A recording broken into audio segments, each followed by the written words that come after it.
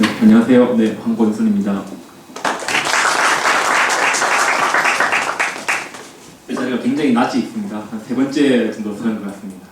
교수님 감사하고요. 전북대학교에서 무형문화연구소를 신설하신 거 대단히 축하드립니다. 굉장히 의미 있는 시기에 아주 뜻깊은 그런 연구소 될 거라 생각합니다. 무형문화가 지금 언론에 계속 나오고 있는데요. 얼마 안 된 것 같습니다. 제 기억 속에 기록이 한 3, 4년 정도밖에 안 된 것 같아요. 그전에는 거의 대부분 유형문화재, 국보, 보물 이 정도에서 문화재가 그쳤었거든요. 근데 잘 알고 보면 그 국보나 보물을 만드는 사람들이 무형문화재입니다. 그렇죠? 이번에 복원을 하게 되는 숭례문, 뉴스 보시겠지만 뭐 신흥수 대목장, 뭐 단청장, 뭐 석장 그분들이 계셨기 때문에 지금 복원이 되는 거거든요. 그런 문화재들을 보호하는 것이 무형문화재입니다. 근데 알고 보면 또 무형문화재가 지금까지 너무 소홀했어요. 우리가 알고 있는 무형문화재는 여러분들 노래 속에 있는 판소리, 그죠? 예능 파티의 판소리, 뭐 경기민요, 뭐 이런 정도의 수준. 그리고 공예 쪽에서는 뭐 조각장이나 나전장, 그죠? 근그 수준에서 불과했어요. 근데 이미 우리나라를 벗어난 세계에서는 무형문화가 굉장히 넓은 범위를 차지하고 있습니다. 유네스코에서 만든 인류 무형문화유산 협약에도 우리의 기능 예능에 한정되어 있는 걸 벗어나서 사회적인 전통 의식, 구전 전통 표현, 민간 신앙, 자연적 관습까지를 다 무형문화로 보고 있습니다. 중국도 그렇습니다. 우리 법을 보고 중국이 비물질 문화유산법을 만들었죠. 2011년입니다. 근데 거기에도 무형문화유산의 범위를 유네스코 분류 체계를 따라서 광범위하게 분류하고 있습니다. 그러다가 이제 2012년이었으니까 이제 우리 아리랑을 조선족 아리랑을 중국의 문화재로 발표를 했었죠. 그러면서 저희가 이제 속도를 한층 더 올리게 된 겁니다. 그런 와중에 북한마저, 심지어는 북한마저 작년에 무형문화유산법을 만들었습니다. 거기도 지금 저희가 준비하고 있는 법 체계를 그대로 다 따라온 것 같아요. 아직 법 전문을 보지 못했지만 통일부에서 발간한 자료를 보니까 우리의 분류 체계와 거의 유사하게 지금 하고 있습니다. 그에 발맞춰서 우리가 지금 이렇게 준비를 하고 있는 거죠. 아직 본격적으로 법이 통과되지는 않았습니다만은 우리 전승자분들하고 수많은 토론을 거쳐서 합의를 이루어서 법이 작년 11월 달에 국회에 제출되어 있습니다. 여야 간사나 여야 의원들 말씀 들어보면 이 법이 조금 늦었다 이런 감을 가질 정도로 관심을 많이 가지고 있고 통과시키는 데는 크게 문제가 없으리라고 여겨집니다.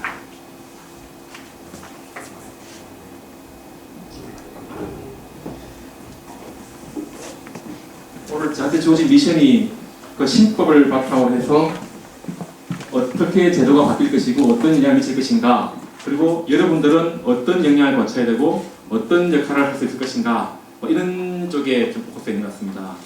제가 주로 강의를 나가면 우리 선생님들, 보유자나 전수교육 조교 이런 전승자분들을 대상으로 해서 청에서 어떻게 진흥책을 펴겠습니다, 어떤 사업을 벌리겠습니다, 어떻게 좋아질 겁니다만 말씀드렸어요. 오늘 좀 포인트가 바뀌었죠. 이제 공부하시는 분들은 이걸 어떻게 좀 더 심화 연구를 하셔야 되고 어떻게 좀 백업을 해주셔야 되고 그런 말씀을 좀 드린 걸로 좀 조금 바꿨습니다. 네, 여기가 전주 지금 그 무형유산원이죠. 아마 이번 달에 준공 받을 걸로 보고 있습니다. 무형문화유산이라 하면 일반 국민들은 조금 혼돈하십니다. 무형문화유산 자체는 종목의 개념입니다. 근데 일반인들은 이것이 사람인 것처럼, 내가 문화재인 것처럼 해서 흔히 들어보시는 인간문화재라는 말씀을 하시죠. 그렇지만 의원이 무형문화유산은 종목의 개념입니다. 문화재보호법 현행법에서는 제가 방금 말씀드린 같이 예능 분야와 공예 분야로 한정되어 있습니다. 그리고 인간의 기회가 발현된 대상을 특정한 것 해서 그 기예능을 현실성 있게 보여줄 수 있는 사람 혹은 단체를 지정하게 되어 있죠. 그렇지만 유네스코 협약에서 보시는 바와 같이 5가지 분류로 나눠져 있습니다. 여기에는 우리가 지금 손대지 못하고 있는 전달 도구, 사물, 유물, 문화 공간과 같은 물질적 범위도 유네스코에서는 받아들이고 있습니다. 그렇지만 저희가 지금 만들고 있는 법에서는 이 아랫부분에 대한 것은 빠져 있죠. 이것은 문화재 보호법에서 민속문화재라는 게 있습니다. 민속마을, 경주 양동마을, 화해마을, 그리고 옛 오래된 가옥 그런 등소를 하고 있죠. 그런 것은 이런 부분은 저희 문화재 보호법의 민속문화재로 지금 하고 있고, 저희가 말하는 무형문화재는 이걸 N 순수하게 형태가 없는 것만 말합니다. 네, 중국 좀 볼까요? 중국도 저희와 같이 말하는 실물과 장소는 우리 문화재 보호법과 똑같은 문물보호법에서 규정을 하고요. 나머지 비물질적인 것만 무형문화재로 보고 있습니다. 그래서 중국은 저희가 지정체를 봤더니 1번부터 10번까지 해가지고 분류를 딱 정해놨습니다. 그래서 1-1, 1-2, 3-5 이렇게 지정번호가 나가더라고요. 일본은 지금 저희가 갖고 있는 문화재 보호법 태동 자체가 62년도에 일본법을 그대로 모방한 거기 때문에 지금 갖고 있는 문화재 보호법과 대동소이합니다. 북한은 장애 만든 거죠. 역사적 예술 작품과 큰 언어, 구전 문화, 무대 예술, 전통 간섭, 예식, 명절 행사, 지식, 경험, 송예술, 의학, 행정, 요리, 민속놀이, 우리가 지금 검토하고 있는 것과 거의 비슷합니다. 이 법은 전문을 좀 차이할 것 같습니다. 세계가 바뀌고 있는 겁니다. 우리가 지금 만들고 있는 무형문화유산법, 그러니까 분류 체계는 대분류 체계가 총 7가지입니다. 우리가 상상할 수 있는 우리 선조들에게서 내려오는 문화유산, 무형문화유산은 이 범주 속에 대부분 포함됩니다. 빠지는 게 있으면 안 되겠죠. 포함이 될 겁니다. 그리고 이제 시행령이나 시행규칙으로 내려가면 각각의 단위에서 말하는 것이 어떤 것이다라는 것을 약수를 하게 됩니다. 저희가 전북대 하마리 교수님과 했던 온라인 전투조사 사업이 있어요. 거기에서 분리해 놓았던 중분류, 소분류, 세분류에 해당되는 범주들이 여기에 대부분 포함됩니다. 한 가지 중요한 것은 우리 무형문화 한 가지 정보를 예를 들어봅시다. 뭐랄까요? 굿 그럴까요? 굿 의식 그러면 7가지 분류 중에서 어느 한 가지에 특정되지 않습니다. 대체로 여기 들어가겠죠. 굿이니까. 그렇지만 굿에 쓰이는 각종 장구들은 공예입니다. 그죠? 공예고 그 무당분들이 이제 만신분들이 사슬을 막 하죠. 그런 것들은 이게 해당될 겁니다. 그죠? 그리고 때로는 그 굿 종목이 서해안 풍어제 같이 축제성 놀이로 발전되어 있습니다. 즉 말씀드리고 싶은 것은 무형문화라는 것은 어느 한 종목에 국한된 것이 아니라 여러 가지 요소를 갖고 있는 종합 예술인 겁니다. 이해되시죠? 그래서 법에도 어느 하나에 해당하는 것이 아니라 일어나는 성격을 두루두루 갖추고 있는 것을 다 포함하였고 그렇게 되어 있습니다.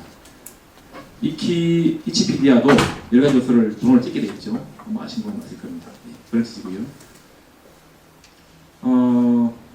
지금 현재 저희가 종목을 지정하면 반드시 그 기예능을 발현할 수 있는 사람을 인정을 합니다. 흔히 인간문화재인데 여기 분류에 따르면 그렇게 인정할 수, 특정할 수 없는 분류가 많죠. 전통 지식 그러는데 뭐 박사가 내가 박사니까 내가 돼야 된다 이렇게 할 겁니까? 아니죠. 구전적 표현인데 사투리 내가 잘 갔으니까 내가 보유자야 이렇게 할 겁니까? 아니죠. 그래서 보유자나 특정 단체를 인정할 수 있는 종목과 그렇지 않은 종목으로 나뉠 겁니다. 그렇게 되겠죠. 그래서 좀 탄력성 있게 지정할 수 있도록 법은 되어 있습니다. 여기 계신 분들 혹시 당우 개념 자체를 좀 모르신 계시라서 전승자를 좀 소개할까 합니다. 전승자야말로 이제 역할의 개념입니다. 여기에서 가장 실력이 뛰어나신 분을 이제 우리는 법적으로는 보유자라고 합니다. 그래서 이런 분들이 이제 약칭으로 인간문화재가 되는 거고요. 국가 지정이 있고 시도 지정이 있습니다. 개념은 현행법에서는 그대로 원형대로 체득하고 실할 수 있는 자입니다. 여기서 중요한 단어가 원형인데요. 여러분들 이제 배우시는 과정이 있으니까 무형하면 형태가 없다 아니겠습니까? 근데 법에서는 언연히 원형이라고 말씀합니다. 형태가 없는 것을 무형이라고 하는데 원형대로 하라. 그러면 논리 모순이죠. 숭례문 같으면 뭐 태조 때 지어진 형태가 있는 거죠. 혹은 고종 시대에 복원한 게 있는 거죠. 그렇지만 무형은 없습니다. 무형은 전성자의 역량이나 혹은 신체 구조나 다 달라지는 거죠. 선생님들이 하는 거에 배웠다 하더라도 그 사람의 개성이 녹아듭니다. 근데 그걸 원형을 지키라 하면 이게 이제 안 맞는 거죠. 그러다 보니까 여기서부터 각종 문제가 발생합니다. 이제 농악단체나 탈도리단체를 보면 내가 한 30년 전에 인정받을 때는 이거였어. 근데 시간이 지나다 보니까 자연스럽게 바뀝니다. 자기가 모르게 의도는 아니지만. 근데 어느 순간 나보니까 많이 바뀌어 있는 거예요. 저희 기록령과 지금 어떻게 보면 많이 바뀌는 겁니다. 근데 이제 그 뒤에 배우는 사람이 선생님 그건 아닌데요. 20년 전에 이렇게 했는데요. 라고 해서 일제 얘기합니다. 그러면 이제 갈등이 시작되는 거예요. 법에는 원형이니까. 선생님 이렇게 해야 됩니다. 아니다. 이제 바뀌었다 이렇게 해야 된다. 이 중간 사이의 갈등 때문에 보존의 내부에서 갈등이 많이 생겨요. 아무도 중재해줄 사람이 없죠. 전답이 없으니까. 이러시죠? 예. 그래서 그 말씀하는 단어가 원형입니다. 다음 법에서는 이 발이 빠집니다. 보유단체는 이건 개인 정목에 쓰는 말이고요. 이거는 단체 정목에 쓰는 말입니다. 그래서 현재 단체 정목이 60개가 있어요. 제일 마지막 지정된 게 연등회하고 법성포 단오제가 마지막 지금 지정되어 있습니다. 곧 아마 택견도 들어올 것 같아요. 택견이 굉장히 개인 정목인데 그 같이 이제 수련 연마하시는 분들의 공동체 있을 거 아닙니까? 그걸 다 단체 정목 불러고 합니다. 마지막 말이 재밌습니다. 성질상 개인적으로 실할 수 없구나. 이 말은 맞습니다. 단체 정목 말인데 보유자로 인정할 만한 사람이 다수인 경우 이 말은 재밌죠. 대목장도 보유자가 3명입니다. 그렇죠. 경기미녀도 2명이고요. 판소리도 5명이죠. 바탕 걸려있으니까. 그러면 그 종목들도 다 다수인데 왜 그건 단체 종목이 아니고 이 말 쓰느냐 말이 나오죠. 질문이. 지금 이 문구에 가장 적합한 단체가 면천 두견주입니다. 술 만드는 기술이죠. 면천 지방에 당진 면천군에 면천면에 거기에 그 마을 사람들은 그 두견주를 다 담을 줄 아세요. 그러면 보유자가 한 100명, 200명 되지 않습니까? 그렇게 할 수는 없는 거 아니겠어요? 현행 우리 재정 형편상. 그러다 보니까 이 말을 넣어서 보유단체로 면천 두견주 보존회를 지정을 한 겁니다. 그런 댕에서 이 말을 쓰는 거예요. 명예보유자. 이제 보유자는 이런 역할을 해야 되는데 이제 몸이 편찮으시거나 고령이 되시거나 하면 이제 활동이 잘 안 되시죠. 그런 분들은 이제 퇴로를 열어드리기도 해야겠고 그간의 공적을 국가에서 보상도 해야겠고 해서 명예보유자 제도가 들어옵니다. 기 예능을 정상적으로 제작을 자라고 넣는데 사실상 우리 선생님들이 자발적으로 내가 명예를 가겠다라고 하신 분은 극히 소수입니다. 후배들을 굉장히 아끼시고 부학들을 빨리 길을 터줘야 한다고 열리 마인드 가지신 분은 신청하시는 거고요. 그렇지 않으신 분들은 이제 신청 안 하시고 이제 계시는 거죠. 그러면 어떻게 되죠? 보유자라는 직함을 가지고 이제 활동을 못 하시고 바깥에 우리 무형문화재를 알리지도 못하는 거죠. 전수교육 조교가 있습니다. 이것도 굉장히 어찌 보면 유용하면서도요. 어찌 보면 아주 쓸모없는 제가 표현을 강조했습니다. 굉장히 유용한 제도이면서 현실적으로는 거의 그 효용대로 쓰이지 못하는 그런 제도입니다. 보유자나 보유단체에서 전수교육이나 뭐 각종 행사를 할 때 그 교육을 보조하는 사람입니다. 그 보조를 잘 하라고 해서 혼자 할 수 없으니까 이제 서브들을 두는 거죠. 그런 개념인데 실질적으로는 보유자의 보조가 안 되는 겁니다. 왜 안 되겠습니까?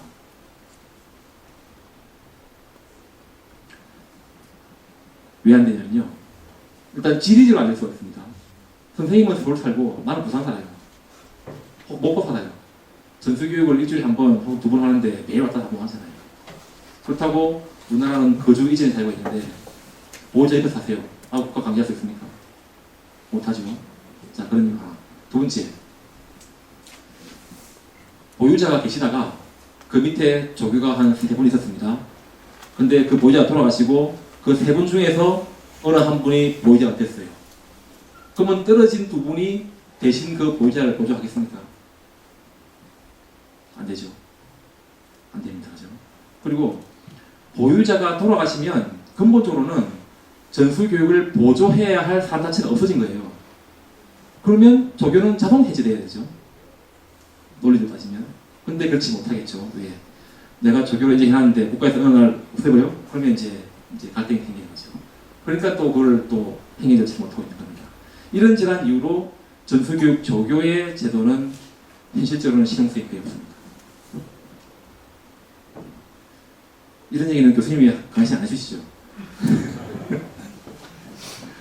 이수자입니다.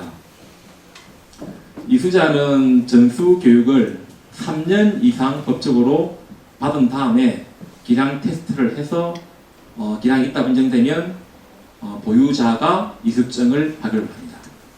역시 이제 후학들을 길러나가는 의미에서 제도적으로는 참 좋습니다. 참 좋습니다. 근데 이것이 또 누가 발급하냐에 따라서 달라집니다. 보유자가 발급합니다. 보유자가. 청이 하는 게 아니고. 그죠? 그러면 선생님 밑에 아주 제자들이 많이 들어왔어요. 굉장히 좋은 현상입니다. 근데 어느 제자는 굉장히 말을 잘 듣고 어느 제자는 조금 삐딱합니다. 뭐 우리도 사실 그렇지. 그러면 이제 선생님이 예쁜 사람한테는 전수를 잘 주게 되고 예쁘지 않은 사람한테는 이제 좀 박하게 되겠죠. 근데 실력이 이 사람이 더 나아요. 어떻게 됩니까? 갈등감이 발생합니다. 그죠? 그리고 때로는 아주 위험한 얘기지만 이것이 실력대로 가는 게 아니라 뭐 금전적인 대가가 오가기도 합니다. 그럴 수밖에 없겠죠. 그런 교육 때문에 이수자 제도도 조금 현재 제도로는 좀 문제가 있습니다. 이거는 어느 특정 일을 말하는 게 아니고 제도적으로 그렇습니다. 제도적으로. 전수 장학생. 요 이수자 이상까지를 저희가 부르는 말로 전승자라고 합니다. 전승자. 이수자 이하에 있는 사람은 이제 배우는 과정이죠. 배우는 과정에 있는 사람을 전수생 그럽니다. 전수생. 그 전수생 중에서 이제 사회적 소유가 없는 공예 종목, 뭐 갓, 그죠? 갓. 뭐 안팔도 뭐 있습니까? 전통장. 이런 가구가 아니고요. 화살통, 전통을 만드는 사람. 그건 안 팔립니다. 그죠? 그런 분들한테는 배우는 제자가 별로 없어요. 그러니까 국가에서 장학금을 줍니다. 그래서 장학금을 받는 사람을 전수장학생이라고 부릅니다. 법적으로는 5년 동안 지급하게 되어 있어요. 5년이 지나면 이수를 받든가 해야 되는데 5년이 지나고도 이수를 못 받고 계신 분도 많이 있습니다. 그건 잘 모르겠습니다. 실력이 안 돼서 그런 건지 그 기간만 때우고 넘어가는 건지 그는 저희가 또 조사를 해봐야 되는 거죠. 그래서 47개 종목이 있습니다. 기타 용어는 말씀을 드렸고요. 전성지원금은 저희가 조교 이상 분들한테 매월 드리는 금액이 있고요. 다 아시는 죠 현재 지금 하고 있는 전수교육 방법이 이런 대학을 통한 학제식의 교육이 아니라 선생님과 생활을 같이 하면서 받는 도제식 전수교육이라고 부르고요. 요 세 개 개념에 대해서 자신 있게 구분할 수 있는 사람 계십니까? 지정, 인정, 선정 자신 있게 하십니다. 잘 모르시죠? 지정은 종목을 말합니다. 판소리, 경기민요, 발탈. 인정은 보유자를 말합니다. 보유자로 인정되었다라는 표현이 정확한 표현이고 보유자로 지정받았다 틀린 말입니다. 선정은 전수교육 조교를 말합니다. 전수교육 조교는 인정된 게 아니고 선정된 겁니다. 보유자로부터 추천을 받아서 정해서 선정한 겁니다. 세 가지 개념은 구분되는데 바뀌는 법에는 이 지정과 인정으로 통합됩니다. 선정은 빠집니다. 그래서 전부 다 인정이고 종목만 지정입니다. 저희 제도 연연을 보시겠습니다. 말씀드린 것 같이 62년도에 일본에서의 문화재 보호법을 모태로 해서 저희가 법을 마련하고 공부를 합니다. 근데 지나고 보면 이때라도 안 했으면 큰일 나는 거죠.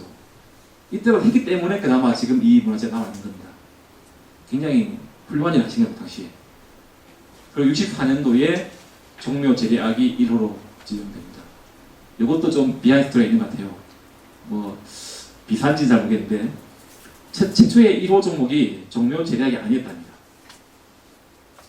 양주 별산대 놀이였답니다. 근데 별산대 놀이는 유형문화, 연희문화 아닙니까? 그거를 1호로 하기에는 좀 부담스러웠던 것 같아요. 그 당시에. 해서 이건 국가 재래니까 종묘 재래악을 1호로 올렸다는 그런 비하인드가 있는 것 같습니다. 사실인지 잘 모르겠습니다. 70년도에 보유자 인정 제도가 도입됩니다. 이때는 그러면 종목만 정했겠죠. 82년도에 보유단체가 도입됩니다. 여기서도 갈등이 있어요. 제가 논리적 한번 잘 들어보세요. 여러분 농악 한번 봅시다. 농악. 지금 국가 지정 농악이 6개 종목이 있습니다. 뭐 임시 피부부터 유리, 뭐 삼천포, 강령, 평택, 구례산수까지. 근데 농악의 완성된 형태는 누군가는 상세를 해야 되고요. 누군가는 장구를 치게 되고요. 누군가는 부을 뚫어야 된다 하죠. 누군가는 상을 돌려야겠죠. 그런 요소가 다 묶여서 농악이 완성이 되는 겁니다. 그죠? 그러면 어느 한 개인이 내가 보유자요 라고 할 수 있겠습니까? 논리적으로. 내가 농악 보유자입니다 하면 그 사람이 모든 기능을 마스터한 사람이다 이렇게 봐야 됩니까? 아니죠. 한 개인이 할 수 없기 때문에 여러 구성 요소가 묶인 것이 보유단체로 들어온 거예요. 그러면 논리적으로는 보유단체 내부에는 개별 보유자가 있으면 안 되는 거죠. 이해되시죠? 근데 그렇게 했습니다. 물론 그때 처음에 80년대 도입할 때 저희가 문화재위원회 심의를 할 때는 단체 종목에는 개인 보유자를 두지 않는다라고 고시가 나왔습니다. 그러면 이때 인정받았던 사람들이 있을 거 아닙니까? 굉장히 반발했겠죠. 그러니까 그게 관체를 못 지키고 밀린 겁니다. 그러니까 하나 둘씩 이제 이 종목 내에 개인 보유자를 두어온 거예요. 근데 제도적으로 맞지 않으니까 계속 갈등이 생긴 거죠. 그 갈등이 2년, 3년 전까지 이어졌습니다. 저희 과가 이렇게 생겼고요. 물론 이전에도 있었습니다. 단답 업무는 2001년도에 메이로 행했고 현재는 이 법과 이 근무를 하고 있는 중입니다. 그렇게 해서 이제 지정된 것을 4월 말 기준으로 한번 보시면 종목이 129개 종목입니다.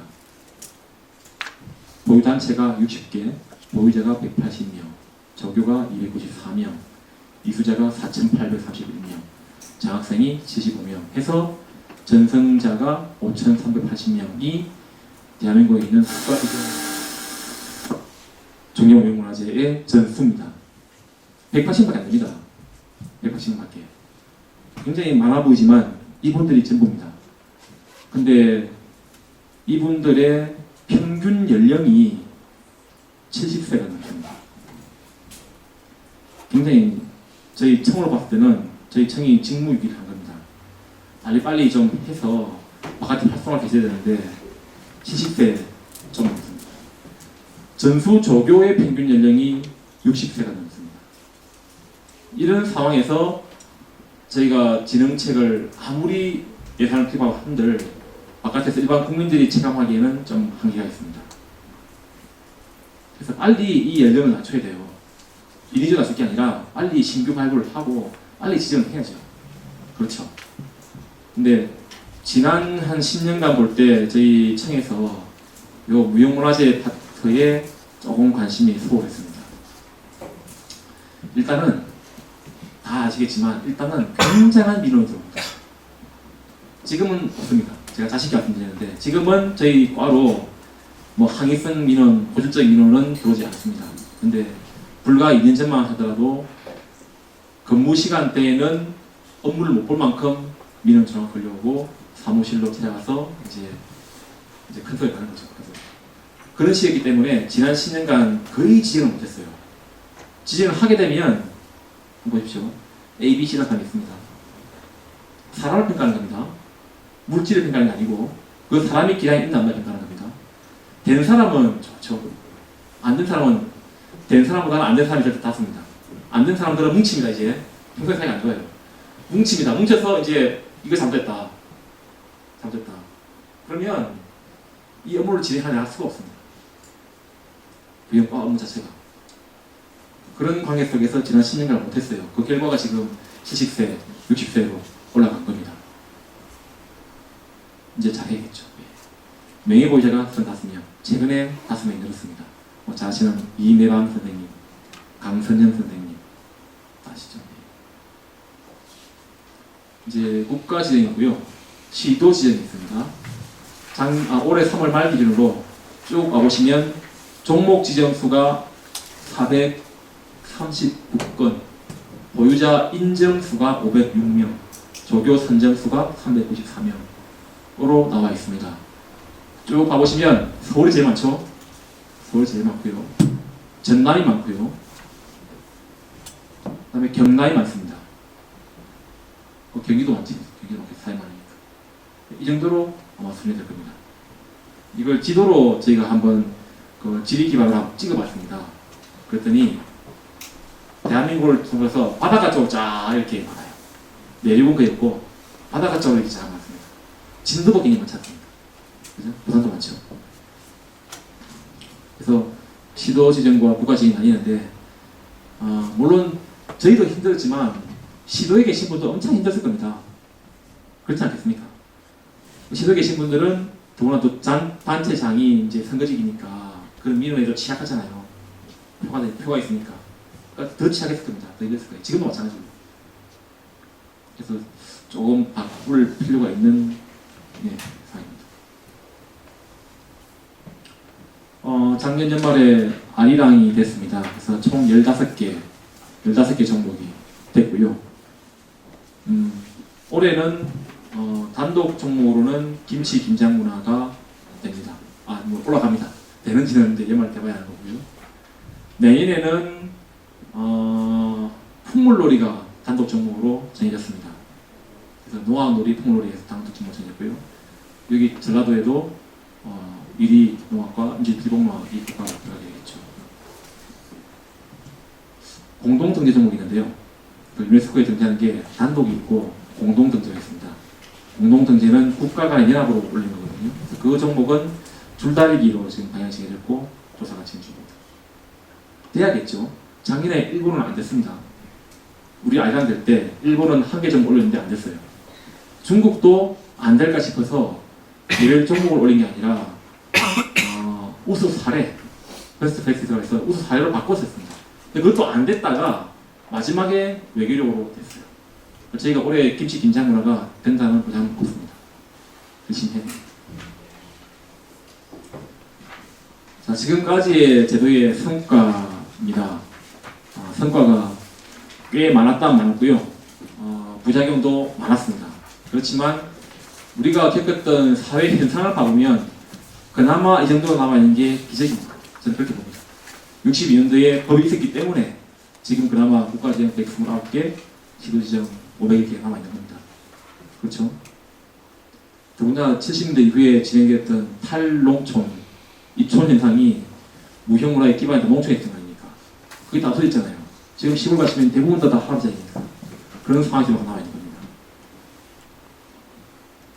이런 성과는 법도 법이지만 먼저 깨달으신 선각자 연구자분들의 노력 덕분입니다. 예영애 선생님이나 사실 임동희 선생님 붙이는 대신 이런 선각자분들이 미리 깨닫고 하나하나 발굴해 놓으셨기 때문에 지금 남아있습니다. 저는 이 자리에서 감히 이제의 역할은 여러분 역할입니다. 이제는 좋은 여건에서 그죠? 국가가 책임지고 있고 법도 만들어드리고 예산도 많이 늘었습니다. 그런 바탕에서 이제부터 발굴하실 거는 여러분의 역할입니다. 자, 중간중간 말씀드렸는데요. 현행 제도 운영의 문제점하고 특징을 한번 보겠습니다. 이게 지금 여러분 공부하신 분들이니까 제가 이런 말씀 드린 거예요. 종목 지정과 보유자 인정의 연계가 되어 있습니다. 반드시 보유자를 누군가를 톡 지정해야만 그 종목이 지정이 됩니다. 아리랑은 유네스코 인류 무형유산이긴 하지만 국가 지정 무형문화재는 아닙니다. 열까요? 아리랑을 누가 제일 부른지 전국민 콘테스트 할까요? 네, 그런 이유로 안 됩니다. 그죠? 온돌도 안 돼 있습니다. 온돌 변화도. 그래서 지금 저희가 동북공정에 중국이 마지막으로 건드릴 게 온돌이라고 봅니다. 우리가 국사책에 배울 때 발해 문화가 우리 문화다라고 하는 유일한 근거가 온돌이거든요. 그마저 북한이 먼저 손대면 우리는 이제 그걸 물할 수 없는 거예요. 근데 국내적으로 아직 기반이 안 됐습니다. 세대 간 전승에 초점을 둔 제도 운영. 이 말씀은 이수자를 양성하는 것이 현행법의 제일 큰 목적입니다. 이수자를 많이 만들어서 저변에 보호시키는 게 제일 큰 목적입니다. 그래서 이수자 양성을 의무화시키고 있는 거죠. 근데 문제점이 뭡니까? 아까 말씀드렸죠. 이수자 양성이 잘 안 되는 거예요. 보유자에게 전권이 넘어 있습니다. 심사권, 전수교육권, 이수증 발급권 다 넘어 있습니다. 이게 공정하게 심사가 안 되니까 항상 잦은 갈등이 생깁니다. 말씀드렸죠? 조교가 보조부터 말씀드렸죠. 보유자의 연령이 이미 어린이시기 때문에 안 되는 게 3번에 뭐 같은 얘기네요. 같은 얘기입니다. 그죠? 4번 저희가 1년에 한 번 보유자나 보유단체에서는 그 기량을 반드시 일반 국민에게 공개를 하도록 제도되어 있습니다. 이거는 저희 원칙이 아니라 문화재의 일반 원칙입니다. 모든 문화재는 공개가 원칙입니다. 보여보시면 비공개가 필요한 데는 문화재청장이 이곳은 비공개라고 고시하게 있어요. 예외가 비공개고 원칙이 공개입니다. 그래서 일반에 공개를 합니다. 근데 이게 좀 느낌이 있어요. 일단 뭐 예를 들어서 있지만 대부분이 이 공개 때는 그분이 지정받은 당시의 기예능을 공개하는 겁니다. 근데 이 공개가 종목에 따라서는 굉장히 재미가 없는 종목이 있어요. 판소리나 그나마 경기비료나 이런 종목, 가야금 산조 같은 종목은 좀 흥이 있지 않습니까? 근데 아주 정적인 종목이 있죠. 대금 정학이나 정학계통 종목들. 굉장히 재미없습니다. 그거 보러 오십시오 하면 거의 관객이 안 찹니다. 그죠? 그러다 보니까 이제 자구책으로 여러 개의 종목을 이제 엮습니다. 엮어가지고 저 일반에 하고 있는 이제 우리 지정이 아닌 비지정된 종목까지 묶어서 때로는 지자체에서 개최하는 축제와 묶어서 합니다. 그러면 이게 이제 공개가 제대로 안 되는 거죠. 이분의 인정 기량을 보여주는 건데 그거는 묻히고 이제 주객이 전도된 해당 발생합니다. 때로는 요 축제 들어가면 축제 다른 행사는 번듯하게 하고요. 우리 선생님 행사는 구석이 쫙하게 잠시 이게 거의 다반사입니다.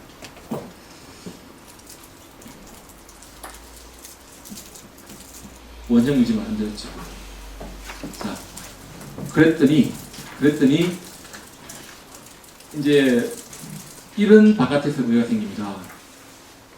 보유자 인정에 필요한 최소 기간은 100년이다. 최소 3대 100년이다. 이런 이제 불문율 같은 게 생겨버렸어요. 누구한테 배우느냐? 그 가르쳐준 사람이 유명한 사람이냐? 이런 식의 이제 개념이 생겼습니다. 근데 우리가 오늘날 판소리를 남봉래 선생님이나 혹은 그 신영희 선생님이나 한테 가야 배웁니까? 아니죠. 지금은 온갖 팀에 다 있습니다. 지금 뭐 우리 어플리케이션 치면 판소리 치는 거 올지도 몰라요. 그렇죠? 예술학교, 공학고 다 배웁니다. 그럼 그분들은 아무리 실력이 뛰어나도 보유자가 안 됩니까? 안 돼야 됩니까? 이해되시죠? 스승이 보유자가 아니라는 이유만으로 내가 어디서 잘 배워서 굉장히 독하게 잘하는데 보유자 시험도 못 봐요. 문제가 있죠? 예. 그렇게 일반에서 오해를 하고 있는 상태입니다. 6번 즉 저희가 뭐 크지는 않지만 많지는 않지만 일정한 돈을 드립니다. 돈을 드리죠. 뭐 차등 지급도 올해 처음 이제 시도하는 겁니다. 9월 3일에만 드리다가 자 이게 문제점일까요? 문제점. 수많은 문제점을 양산합니다. 국가에서는 당연한 국가의 얼굴로서 이제 전통을 이어가시는 분들에 대한 예우로서 이런 금액을 드립니다. 많지 않지만. 근데 이것이 이제 조금 빌미가 돼가지고 문제가 발생합니다. 무형문화는 특정인의 것이 아니지 않습니까? 전 국민의 것이죠. 내가 지금 당장 이 종목에 인증받은 사람일 뿐이지 내 건 아니란 말이에요. 근데 그걸 또 전수하라고 전수 교육 시키면 알겠습니까? 근데 그 전수 교육의 문호를 개방하지를 않습니다. 내 거야. 내 기술이야. 우리 집안의 가보야. 내 아들이 해야 돼. 예. 그 근본의 원인이 이어서 출발합니다. 돈이 나오니까. 물론 다 그렇진 않습니다. 다 그렇지 않죠. 굉장히 헌신적이신 분이 많이 계십니다. 근데 이런 현상이 발생하고 있고요. 그 결과가 제가 지난주에 과에서 한번 통계를 내봤어요. 그랬더니 나타났습니다. 보유자 인증받은 시점이 20년이 됐어요. 이제 매월 이제 재생증을 드렸겠죠. 근데 지금까지 양산한 이수자 수가 없습니다. 혹은 한 명, 두 명입니다. 근데 한두 명이 전부 다 가족이에요. 문제가 있죠? 어떻게 보십니까? 자, 경주교동법주가 저희 집과지정 술 종목의 문화재입니다. 그 경주 최씨 가문의 가족에 내려오는 가양주죠. 근데 그거를 이제 지정했으면 이제 전수교육을 해야 할 거 아닙니까? 일반에. 그럼 어떻게 되죠? 이제 경주 최씨 가문에서 이제 법주를 만들고 안동 번치도 만들고 이제 제가 지금 창원 황치도 만들고 막 하는 건데 이렇게. 그게 바직한 거냐 이런 판단은 또 별개입니다. 그렇다 치더라도 자기 내부에서만 전승을 지키고 때로는 실력이 있는 삼자가 있으면 자기 직계를 키우기 위해서 실력 있는 삼자를 이제 내칩니다. 아웃. 이해되십니까? 예, 그런 뜻입니다. 저는 특징을 누구 얘기 안 했습니다. 그죠? 제가 오늘 강의가 좀 민감하다는 게 그런 말씀이에요. 제도라는 것이 과연 항상 긍정적인 역할만 하느냐, 그렇지 않다는 걸 좀 제가 말씀을 드린 겁니다. 전승공간 확보를 위해서 전수교육관을 건립을 지원을 합니다.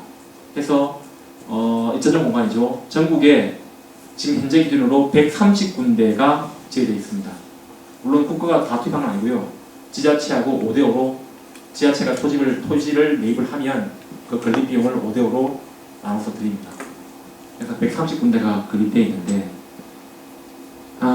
이게 좀 느낌이 있어요. 돌아가신 그 박동진 영창 아시죠? 제림으로 나간다. 과거 유명했던 분이죠. 아주 판소리계 거목이셨고 아주 유명했어요. 그분의 전수교육관이 공주에 있습니다. 충남 공주가 고향이시니까 공주에 있어요. 그분 지금 잘 안 계시잖아요. 그죠? 그러면 그 전수교육관 어떻게 됩니까? 지금 효용수 있나요? 없나요? 국가가 많은 비용을 투입해서 그 전수교육관을 지었는데 그분 돌아가시면 그 제자가 거기에서 살면 괜찮습니다. 그 제자가 산다고 보장이 있습니까? 네, 그러면 이제 그 전수교육관은 이제 그분의 전시관, 박물관으로 전환하는 거죠. 그렇죠. 그러면 그런 사태가 이제 발생하는 게 일반화되면 청에서는 이제 어떻게 하면 이제 이 전수교육관을 계속 쓰는 방향으로 갈 것인가를 고민을 하게 되죠. 여러분들이 제 입장에는 어떻게 하시겠습니까? 보통 안 지어줄 수는 없습니다. 그죠? 필요하니까. 고민되죠. 해서 저희가 이제 고민한 것이 한 개 종목, 단체 종목하면 괜찮습니다. 그 지역에 있는 거니까. 필봉고가 계속 그 지역에 있을 거 아닙니까? 근데 개인 종목인 경우에 그 사람이 현재 살고 있는 시도금에다가 지어준다는 것은 굉장히 위험하죠. 그분 언제 이사할지 모르는데. 해서 복수 종목으로 신청한 경우에만 저희가 지원하는 것으로 방침을 드리겠습니다. 복수 종목이 들어간다. 전북 고창 군종합전수교육관 인신기. 그럴 경우에 지원한 걸로 방침을 하고 있습니다. 부득이한 사유입니다. 여덟 번째, 저희가 전통공예 폼이 사회적 소유가 없으니까 판매, 전시를 위한 연례적인 행사를 합니다. 해서 우리 우수성도 홍보를 하고 전승자 기량 향상을 위한 전시회를 합니다. 자, 명목은 굉장히 좋은 행사입니다. 우리 국민한테 보여주는 행사죠. 자, 문제점이 뭘까요? 문제점. 물론 이 문제점은 이 전시회 자체의 문제점은 아닙니다. 저희가 연간 뭐 작품전, 보이자 작품전, 전선공예 대전 쭉 행사를 하는데 같은 우리 선생님 작품의 동일 작품이 매년 나오는 게 있습니다. 이제 먼지만 닦아내고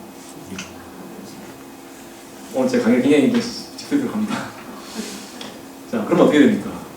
이분들이 평소에 이제 작품을 이제 만드시고 해야 되는데 그 작품을 그대로 낸다.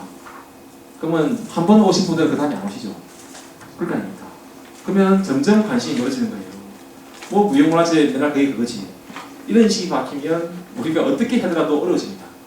그런 폐해가 있죠. 더군다나요.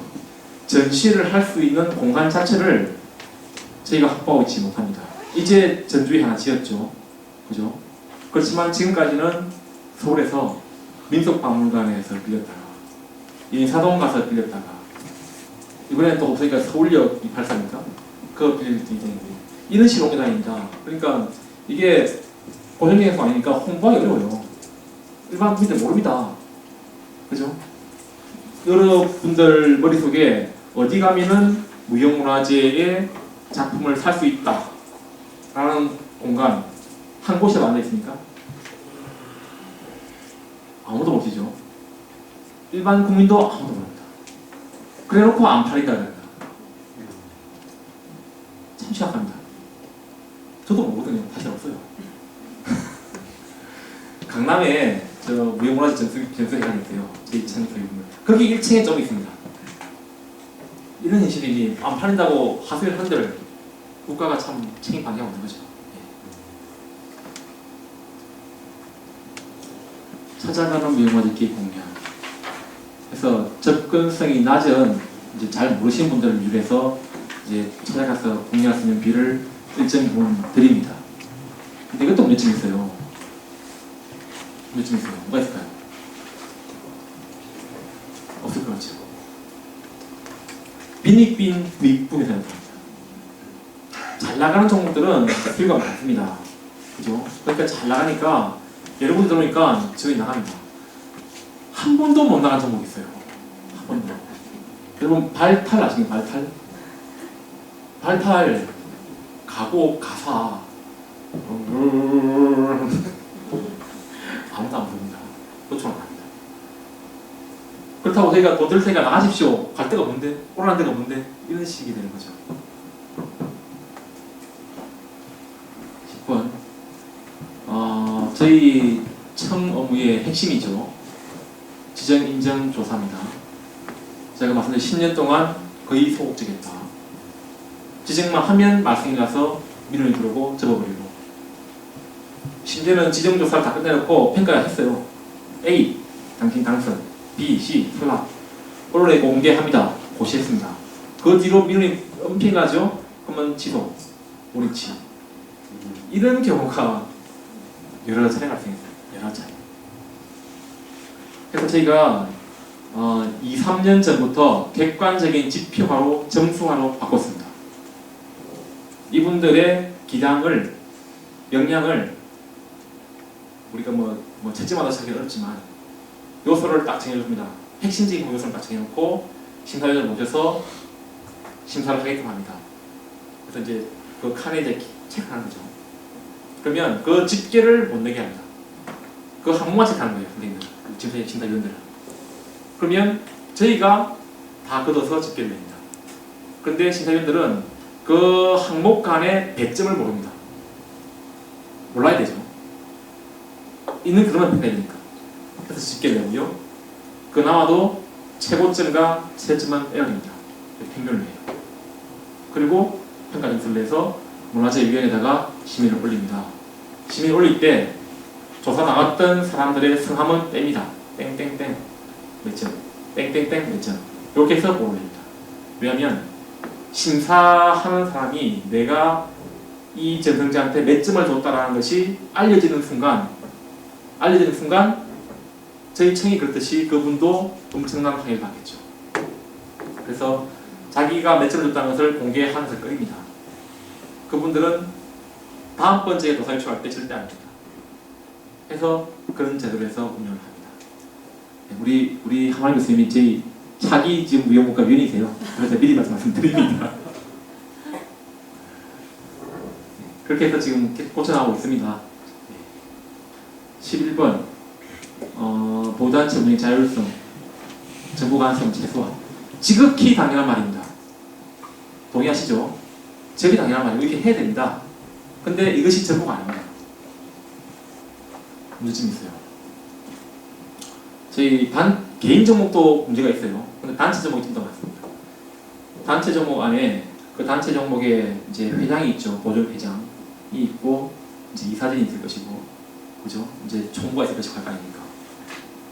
근데 60개 단체 중에서 임의단체, 아까 개모임 말씀하셨는데 거의 개모임 수준의 단체가 한 40개 되고요. 한 20개 정도만이 법인으로 되어 있습니다. 그러면 그 개모임 단체에서 의사 결정이라는 것이 공정하게 이룬다면 믿을 수 있습니까? 그 회계 처리가 객관적으로 믿을 수 있습니까? 법인은 해도 마찬가지입니다. 온갖 자율성이 다 있어요. 전승자 충원권, 그죠? 이사 지명권, 다음번 조교 누구를 하겠다는 결정권, 전성지원금 사용권 다가 있습니다. 이수자 심판권까지, 그죠? 그러니까 요 내부에서 이제 권력 다툼, 헤게모니 장악 싸움이 벌어집니다. 그러면 이제 조금 이제 똘똘한 사람이 있어요, 법적으로. 그럼 그 사람이 이제 보존회장을 치는 거죠. 잘못했다고. 그리고 세력을 구합합니다. 그래서 이제 보존회장은 몰아내고 자기가 이제 되고, 혹은 보존회장이 정권을 쥐고 거의 독재적으로 다스리는 거죠. 이런 상황들이 지금 현재 발생합니다. 어떻게 해야 됩니까? 그래도 이렇게 가야 됩니까? 지금 당장 모두 이렇게 했는데, 심지어는요 이수자가 16명이 있었는데 15명이 택했습니다. 어떻게 됩니까?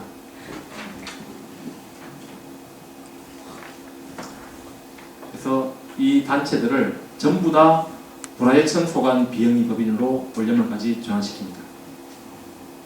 전환시켜서 매년 연말 자체 감사 보고서를 제출하게끔 했고요.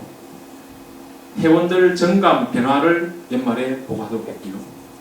조교 이상, 보호자 조교 이상 우리 전승자들을 보존회에서 제명시킬 때는 반드시 청장한테 사전 승인 받도록 했습니다. 어느 정도의 통장이 있어야 할 것 같아요. 그렇게 했더니 지금 보유단체에서 전부 다 환영하고 있습니다. 이건 제 자랑이 아니고요. 진작에 캐스해야 된다 이거죠. 진짜 그런 내용들을 너무 오래 겪었던 거예요.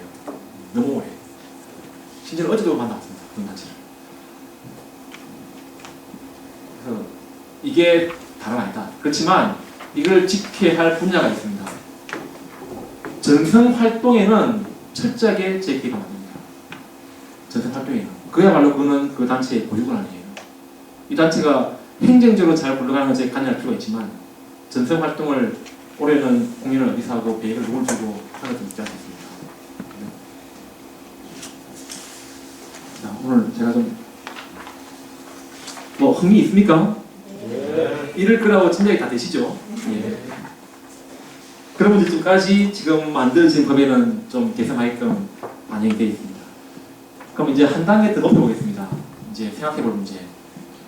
이런 주제로 논문 있나 잘 모르겠습니다. 교수님.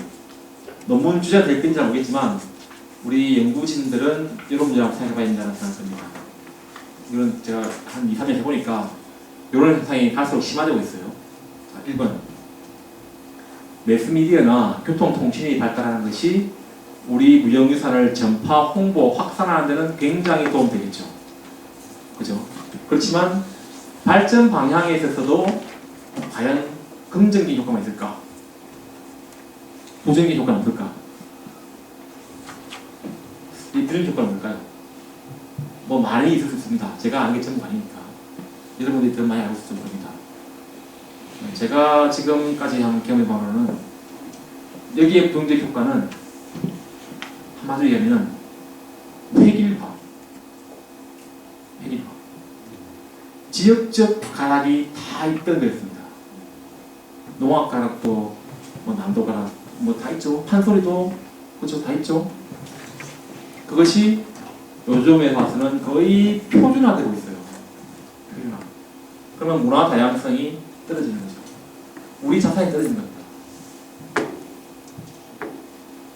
합산의 문제입니다, 진짜로. 그러면 연구진 여러분들이 필드 조사자다. 어떻게 하시겠습니까? 어떻게 그분들한테 말씀을 해야겠습니까? 내가 이 분야에 좀 잘 알고 하면 지근을 해야겠죠. 선생님, 지금 하시는 가락이 원래 있던 고유 가락이니까 아니면 남산거리가 유명하니까 거기 가락을 배워봅니까? 라고 물어야죠.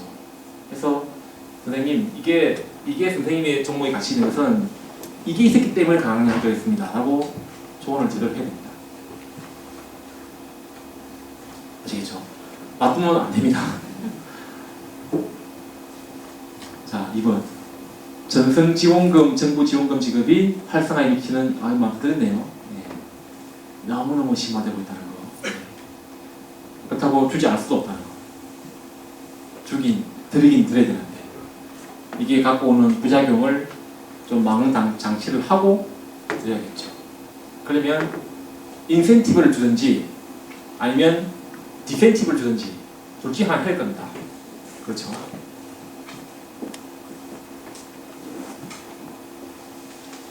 한번 이제 여러분과의 관계입니다. 자, 우리 선생님들하고 전승자들하고 이제 이걸 찾아내고 집배성 하시는 이제 여러분들하고의 바람직한 관계가 뭐냐? 제가 이 질문을 왜 한지 바로 아시는 분 계십니까? 아직은 잘 모르시죠? 제가 저희 과에서 보면 이것도 굉장히 심각한 문제입니다. 저희가 조사 종목을 이제 발굴하고 보호자 심사를 할 때 심사위원들 위촉하게 된답니다. 위촉을 할 때 뭘 제일 걱정할까요? 지금 조사를 받으시는 사람하고 조사를 나가는 조사위원들하고의 유착 관계를 제일 먼저 보게 됩니다. 그럴 수밖에 없죠. 뭐 학연이나 지연이나 혹은 다른 일로 그걸 제일 먼저 보게 됩니다. 근데 저희가 알고 있는 정보가 부분 관계가 어떻게 있다는 것을 알 만큼의 뭐 정보 기관도 아니고요. 수사 기관도 아니고요. 그렇죠. 이거는 이제 이렇게 조사를 나갔다가 문제가 생기면 드러납니다. 항상 사전에는 거의 안 걸러져요. 문제가 생기면 드러납니다. 그런데 왜? 떨어진 사람이 잘 아니까 바로 이제 보는 거죠. 그러면 만약 그게 사실이면 그런 제가 빼먹고 합니다. 그렇죠? 그러면 그 종목은 연기 그게 되죠. 그래서 만약 여러분들이 이제 나중에 필드 전문가가 되셔가지고 연구를 심화시키게 되면 여러분의 전문성을 위해서 현장에 많이 나가봐야 됩니다. 많이 들으셔야 되고 많이 공부하셔야 됩니다. 그런 적극 지원합니다. 근데 전승자분들하고의 금은 거래는 절대 하지 마세요. 여러분들이 그 위치에서 수업되거나 혹은 그 이유는 전혀 알지 못합니다. 이건 확실합니다. 그래서 뭐 그럴 일은 없겠지만 진짜의 전문적인 그 전문가가 가지는 내재적 통제 기제를 발휘하셔서 이런 거에서는 좀 벗어났으면 좋겠다는 게 제가 드리는 그런 말씀입니다. 4번 아까 말씀드렸죠. 경주 교동법주를 그대로 갖고 있는 게 좋은가, 유형이니까 넓히는 게 좋은가. 이거는 당위성인데 애매하죠. 이런 게 몇 개 돼 있습니다. 문배주도 평양에서 내려오신 전대 보유자가 갖고 있던 기술이었죠. 그래서 현재는 그 이기춘 보유자가 갖고 있는 기술인데 그분도 자기 아들한테 넘기는 거죠. 문배주가 상품이 되고 이제 잘 팔리니까 그 기술을 누구나 쓰는 없는 거니까 이런 이해됩니다. 근데 다른 기술, 공예 기술 중에 다른 기술, 사회적 수요가 굉장히 많은 수요가 있는데 그거를 안 넓히고 짙게만 주겠다. 우성생식의 한계죠. 여러분들 우성생식 쭉 가면 이제 나중에는 이제 열성이 나타나니까 그런 식으로 자기 아들 기술 좀 괜찮지만 그 다음 때는 뚫지 못할 겁니다.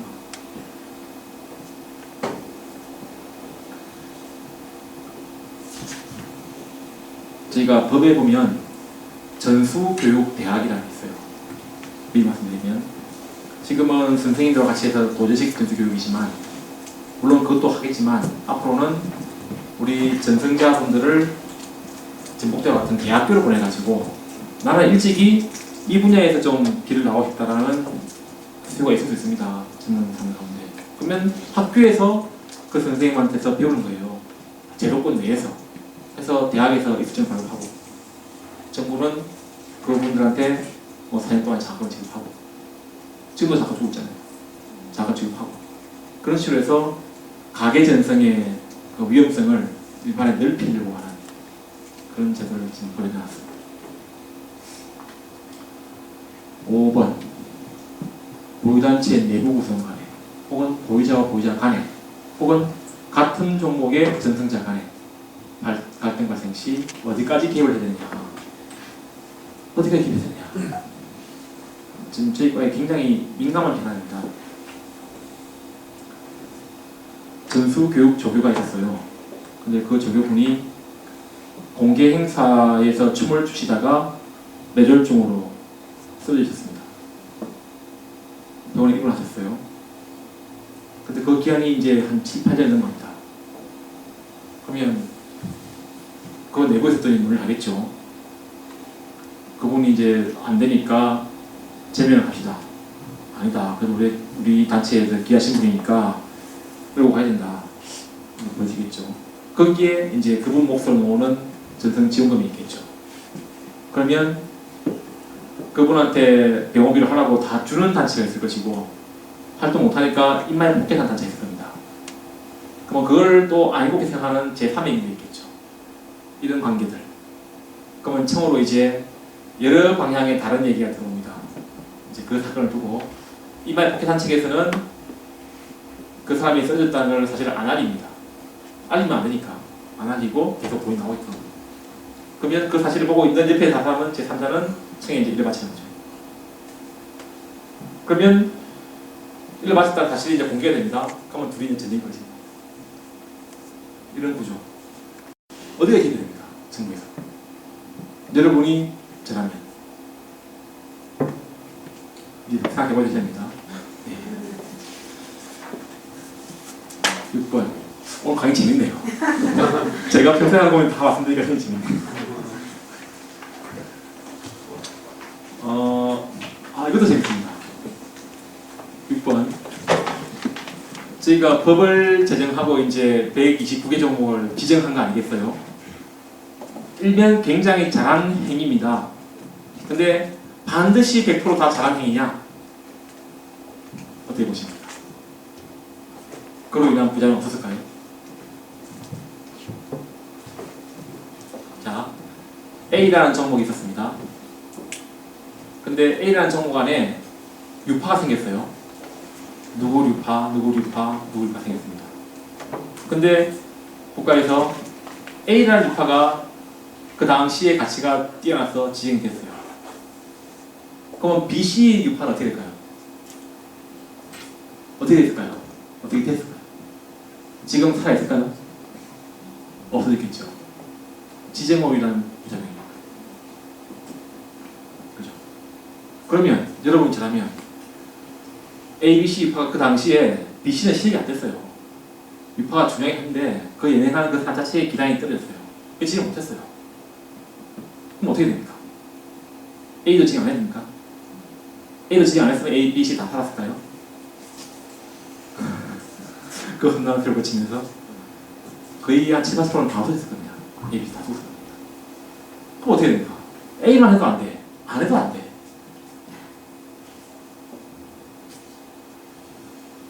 답이 없죠.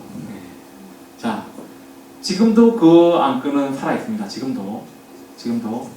그래서 저희가 지금 갖고 있는 방침은 이겁니다. 유파를 행정적으로, 법적으로 당신은 A 유파 보유자 라고 하지는 말자. 당신이 A 유파의 보유자라고 칸막이를 딱 쳐가지고 당신이 이 유파의 지정자야 라고 하지는 않잖아. 행정적으로 칸막이를 치지 말자는 겁니다. 유파 간에 지정할 때. 그렇게 해야 BC 유파도 다음번에 내가 되겠구나라는 게 있어야 됩니다. 그래야 살아났죠. 법적으로 A 유파만 인정받게 되면 BC는 인정 못 받았네. 그러면 BC에 있던 전수자들이 옮겨가버리면 A로. 안 옮겨가고 다음번 유파에서 내가 실력을 키우면 이 사람은 기량 때문에 안 되니까 다음번 내가 실력이 되면 내가 될 거라는 게 있어야 유파가 살아났습니다. 그리고 그렇게 해야만 D 유파가 생깁니다. 지금은 D가 안 생겨요. 절대 안 생겨요. 지금은. 그렇죠? 인정받은 것도 겨우겨우 지금 전적하는데 D라는 A, B, C가 조합돼서 새로운 D라는 게 생기냐고요. 행정도 고도에 있습니다. 느끼십니다. 그죠? 전선 현장에서 발생할 수 있는 논리적인 구조를 생각하시고 행정을 펴야 돼요. 그래야 잘하는 행정입니다. 여러분들 혹시 이 중에서 또 공무원 되시는 분 계시기 때문에 오늘 나름 대답합니다. 7번. 7번 같은 말이네요. 네. 같은 특성입니다. 그죠? 8번. 8번도 말씀드렸죠. 제가 미리 다 말씀드렸네요. 전투교육 조교가 현재에서 여러 가지 이런 사유로 모조가 안 된다는 거. 그럼 어떻게 할 거냐? 참 답을 드려야지, 답을. 그럼 어떻게 할 거냐? 그럼 있는 조교들이 보호자가 돌아가시면 해제해야 되느냐? 지금 현재 조교가 한 가지 종목 예를 들면 경기민요가 보호자가 2분이 계시고 조교가 5분이 계세요. 근데 그 5분의 조교가 쟁쟁한 분들입니다. 그렇죠? 이호연 선생님, 김혜란 선생님, 김영임 선생님 아시죠? 쟁쟁한 분들입니다. 그분들이 이춘희 보호자를 하냐고요. 그죠? 그럼 그렇다면 그 5분을 해제해야 됩니까? 그죠? 제 책임 못 다를 겁니다. 그죠? 그래서 저희가 방식을 가진 게 지금 계시는 조교분들은 그대로 갑니다. 저희 창도 장소가 있으니까 그대로 가는 거고요. 앞으로 개인 종목에는 조교를 신규로 안 뽑기로 했습니다. 그렇죠? 그게 맞습니다. 대신에 그 종목의 보유자 수를 복수로, 다수로 하는 걸로 방향을 정했습니다.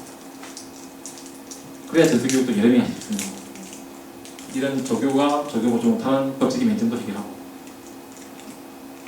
그런 방식으로 방향을 정했습니다. 9번. 잠시 말씀드렸죠. 원형 달성 가능한가? 달성 안 가능하다 말씀드렸죠. 달성 안 가능하면 어디까지 변화하는 것을 허용, 용어는 적시지 않습니다. 왜? 전선 활동의 보조적인 요소이기 때문에 행정적으로 형한다, 유명한다 표현은 적지 않지만 어디까지 사회적으로 볼 때 인정할 수 있을 것인가? 그 경계선은 누가 끌 것인가? 어떻게 끌 것인가? 이런 부분들. 여러분 연구자니까. 아까 제가 가락 얘기했죠. 가락이 이렇게 바뀌면 안 됩니다. 라고 여러분들이 조언을 할 때 이 경계선을 어떻게 걸으시겠습니까? 필기해서.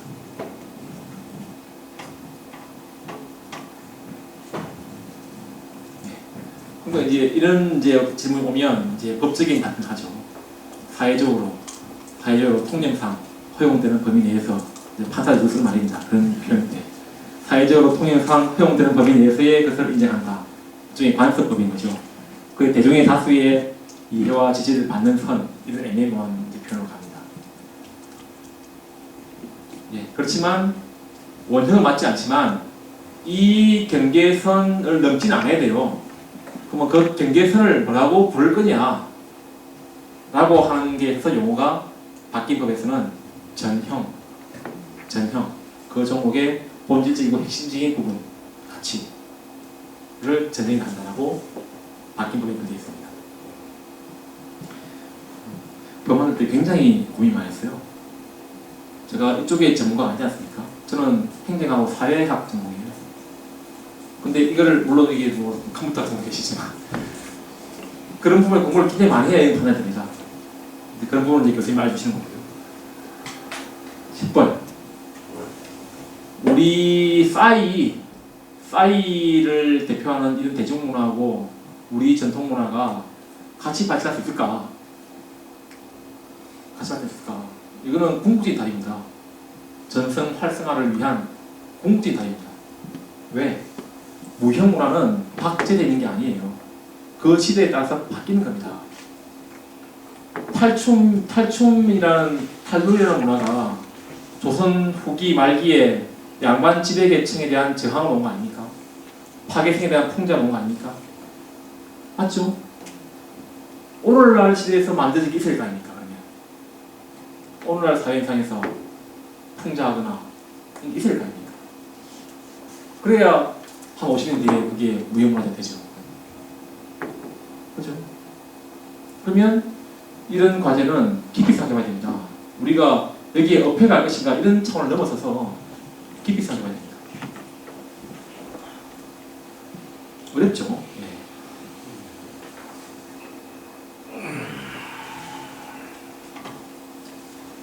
자, 그러면 이제는 이제 패러다임이 바뀌어야 됩니다. 지금까지 말씀드렸던 1시간 한 10분 동안 말씀드렸던 이런 각가지의 문제점들도 해결을 해야 되고요. 앞으로 만들어져야 할 방향도 세워야 됩니다. 그렇죠? 그래야 출구가 보여야 따라오십니다.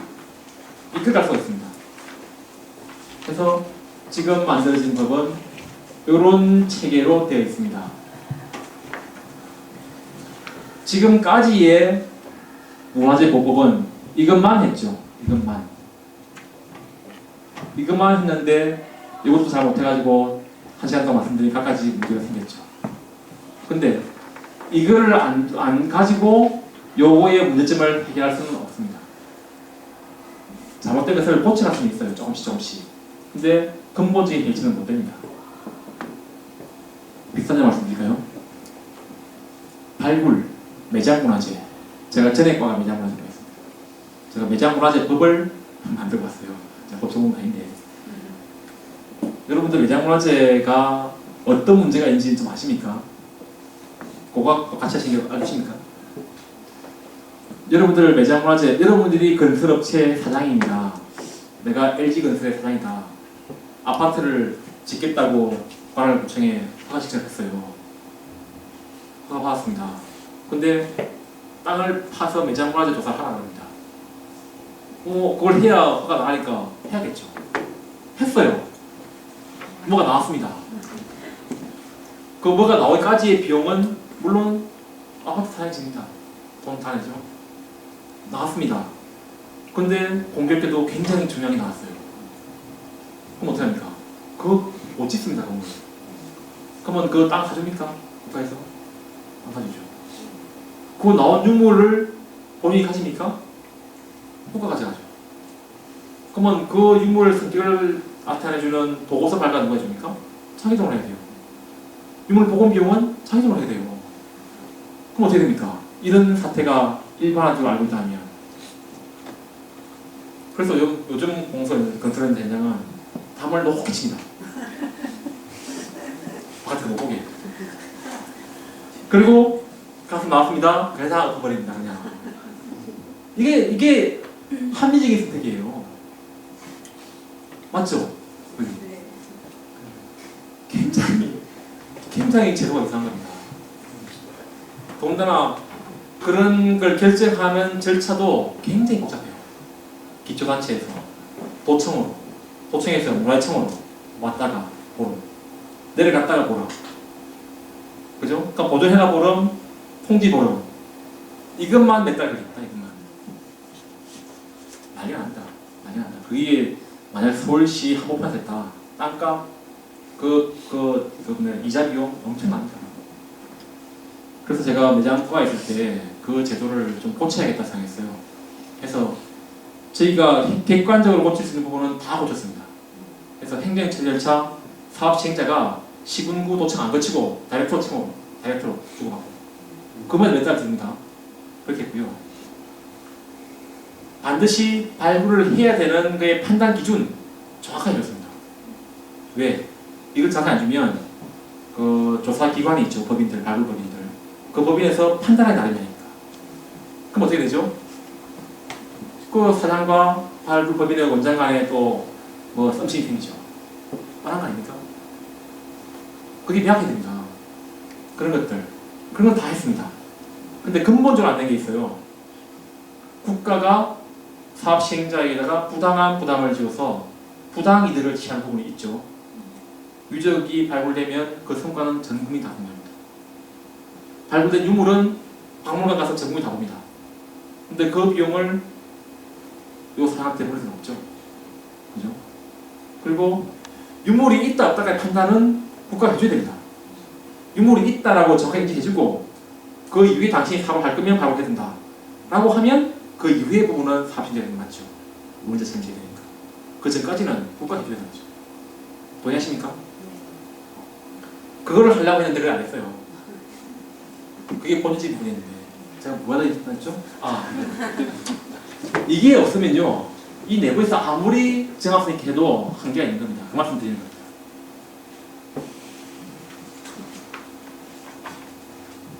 그래서 이게 이 지금 바뀌는 법의 그 핵심은 여기 있습니다. 출구 전략을 마련해 주는 거예요. 자, 그럼 법을 한번 볼까요?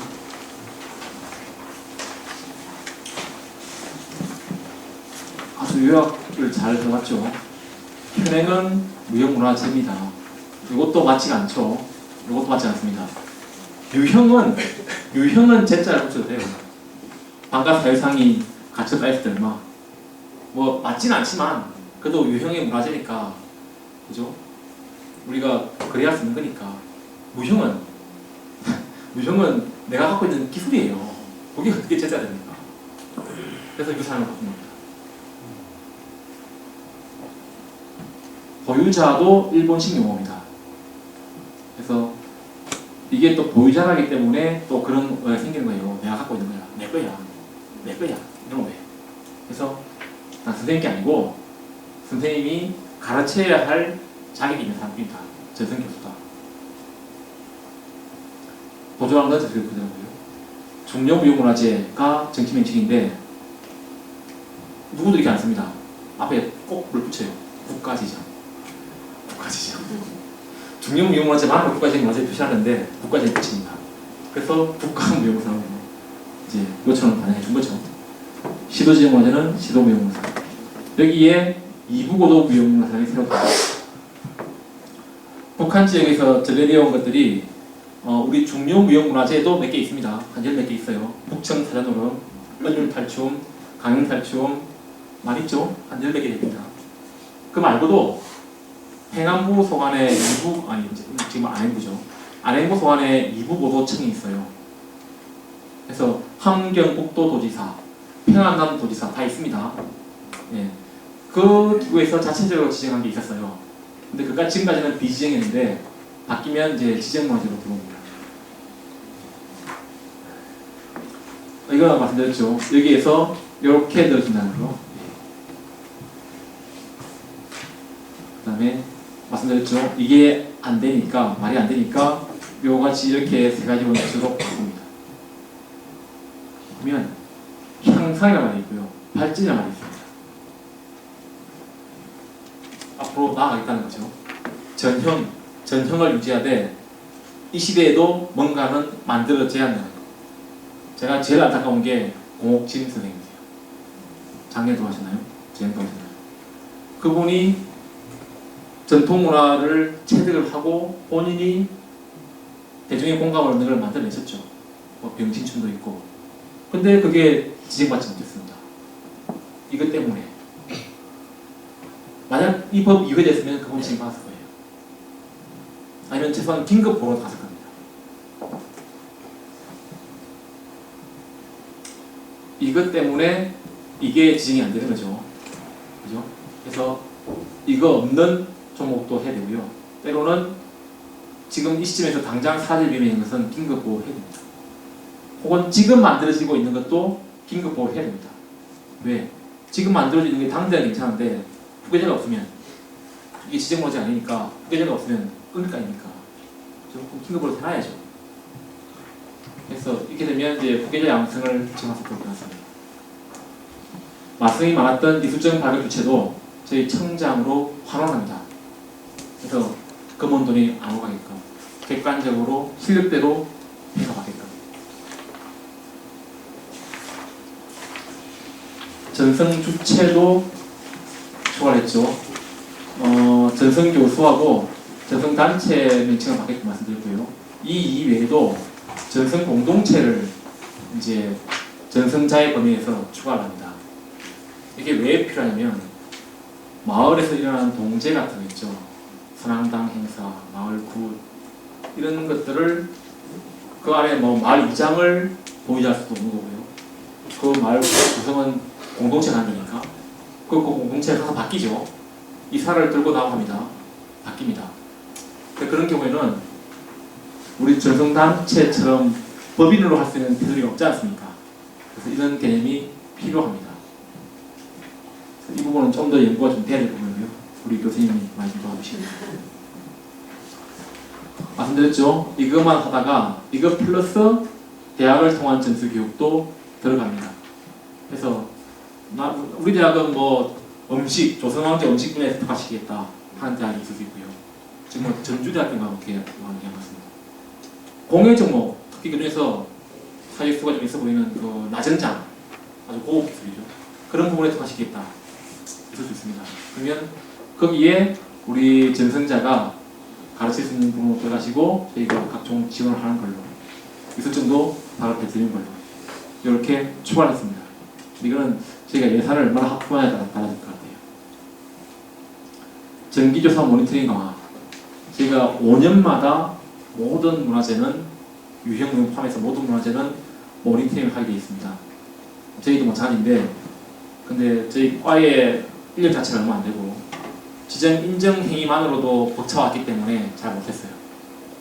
그래서 이 비용이 이제 좀 강화됩니다. 이런 거죠. 공예 종목에 우리 선생님들이 이제 몸이 좀 불편하십니다. 나이가 많이 드시면. 그러면 예전만큼 그렇게 기량이 나오지가 않고 그 작품을 만들지 못해요. 근데 공개행사를 지금까지는 합동 공개행사를 했습니다. 그래서 선생님 만드는 그 과정에 대한 기술은 간략히 보여주고 만들어진 작품의 전시 위주로 쭉 해왔어요. 그러면 이 선생님은 크게 힘이 안 들어가니까 매년 공개행사에 참여하는 거죠. 참여하는 셈이 되는 거죠. 작품이 있는 거니까 계속 내고 가서 이제 간단히 하는 거니까. 근데 이분이 그렇게 되면 전수 교육을 할 수 있는가에 대한 판단이 안 씁니다. 그죠?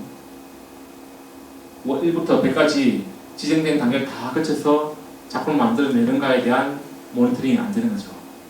그래서 올해부터는 신청 공개행사로 바꿨어요. 공예 종목은. 그래서 보유자 지정되신 지 오래된 분부터 해서 신청 공개행사를 선생님이 마지막 작품 만든다 생각을 하고 전 과정을 제가 촬영을 할 테니까 영상 기록 남길 테니까 만드시고 만든 작품은 연말에 제가 일괄 구매하겠습니다 라고 말씀을 드리고 진행을 하고 있습니다. 그랬더니 조금 이제 일부 선생님들은 이제 안 되시니까 명예로 가겠다고 이제 보시는 거죠. 되게 안타깝죠. 지금이라도 그 기록을 남겨야 우리 다음부터 볼 텐데. 그렇죠? 예. 전수교육 회의는 전통공예가 조금 많이 취약합니다. 전통공예가 총 50개 종목이 있어요. 그 중에 전성 취약 종목이 41개입니다. 9개만 활성화되어 있어요. 그 9개가 뭘까요? 건축문화재 집 짓는 거 종목만 연목장, 수목장, 흑장, 가정장, 뭐 재화장, 화장. 숭례문에 갔다 오셨던 분들. 그래서 조금 이제 별도의 진흥책이 필요합니다. 그래서 인증제와 은행제를 도입합니다. 인증제는 지금 우리 선생님들이 만드는 작품과 상품들이 단가가 좀 셉니다. 그죠? 우리 전주의 합숙선도 한 30만 원 하죠. 예, 그렇습니다. 부채가 30만 원 하는데 일반적인 도자기나 이런 탁자를 만들면 얼마 하겠습니까? 근데 이게 일반 소비자가 볼 때 제가 이건희 뭐 홍라이에서 하더라도 이게 2천만 원, 3천만 원 하는데 그 정도 가치가 있어? 이런 식의 한번 생각을 하게 되죠. 그렇죠. 그러니까 이게 제대로 만든 거야? 속기술로 만든 거야? 원료가 국산이야? 어떻게 만들었어? 기계 쓴 건가? 이런 식의 고민을 하게 됩니다. 그렇겠죠. 국가가 그걸 공개해줘야 돼요. 선생님이 국산 재료로 전통 기술을 만들었습니다. 라고 도장 찍어줘야 됩니다. 그래야 신뢰를 할 거 아닙니까? 그리고 그 작품이 100년, 200년 뒤에 보물이 되는 거예요. 그렇죠. 그래서 인증제 굉장히 중요합니다. 은행제 지금 저희가 예산 사정 때문에 많이 못하지만 연간 한 8억 4천만 원 정도치를 연말에 구입을 합니다. 작품들. 이것도 좀 몇 점 있어요. 매년 똑같은 디자인입니다. 그러면은 이제 그 전통 장 같은 게 이제 똑같은 게 하나, 두 개, 세 개, 네 개 쌓이는 거지. 그래서 그것도 문제 있지만 그나마 이분들이 이제 여건을 생활을 해야 되니까 저희가 사줘야 되는 거죠. 그래서 사는 것을 이제 각국의 공사관이나 대사관에다가 이제 빌려주고 전치를 해서 홍보하게끔 합니다. 모아놓으면 같은 거지만 대사관에는 한 개니까. 그죠? 근데 그거를 좀 체계적으로 하겠다는 겁니다. 그래서 국립현대미술관에서 하고 있는 미술은행제가 있죠. 그것처럼 우리 전통공예품 은행제를 해서 국가가 전산 시스템 하에서 관리도 하고 인증 번호도 부여하고 우리 수요자가 대여 신청도 하게끔 그 수요에 따라서 저희가 사게끔 하는 걸 하기 위해서 은행제를 도입을 합니다. 단순히 작품만 빌려주고 끝나는 게 아니고요. 우리 공예품은 미술품은 그냥 걸면 됩니다. 되게 저 시계처럼 걸면 됩니다. 공예품은 그 분위기에 맞춰줘야 돼요. 그렇잖아요. 현대 아파트 공간 안에 떡 갖다 놨습니다. 이게 안 어울리죠. 그 주변도 한지로 좀 예쁘게 해주고 해야 되는 거죠. 그래서 그렇게끔 해서 전시까지 같이 지원합니다. 이렇게 하려고 합니다. 창업, 제작, 유통 지원. 현재는 없죠. 살 수 있는 곳 없다고 그랬습니다. 만들어줘야 됩니다. 유통할 수 있게끔 만들어줘야 됩니다. 그래서 브랜드화 시켜야 돼요. 인증제를 통해서. 그리고 팔린 제품은, 팔린 상품은 사후 AS도 해줘야 됩니다. 한 5년 쓰다가 이게 떨어졌어요. 붙여줘야 됩니다. 누가? 그 다음 세대 보유자가. 그죠? 우리는 사생관계가 있으니까 보유자가 있을 때 판 작품들 20년 뒤에 가져가도 그거 제자가 있으니까 제자가 해줘야 됩니다. 그렇게 하면 어떻게 되죠?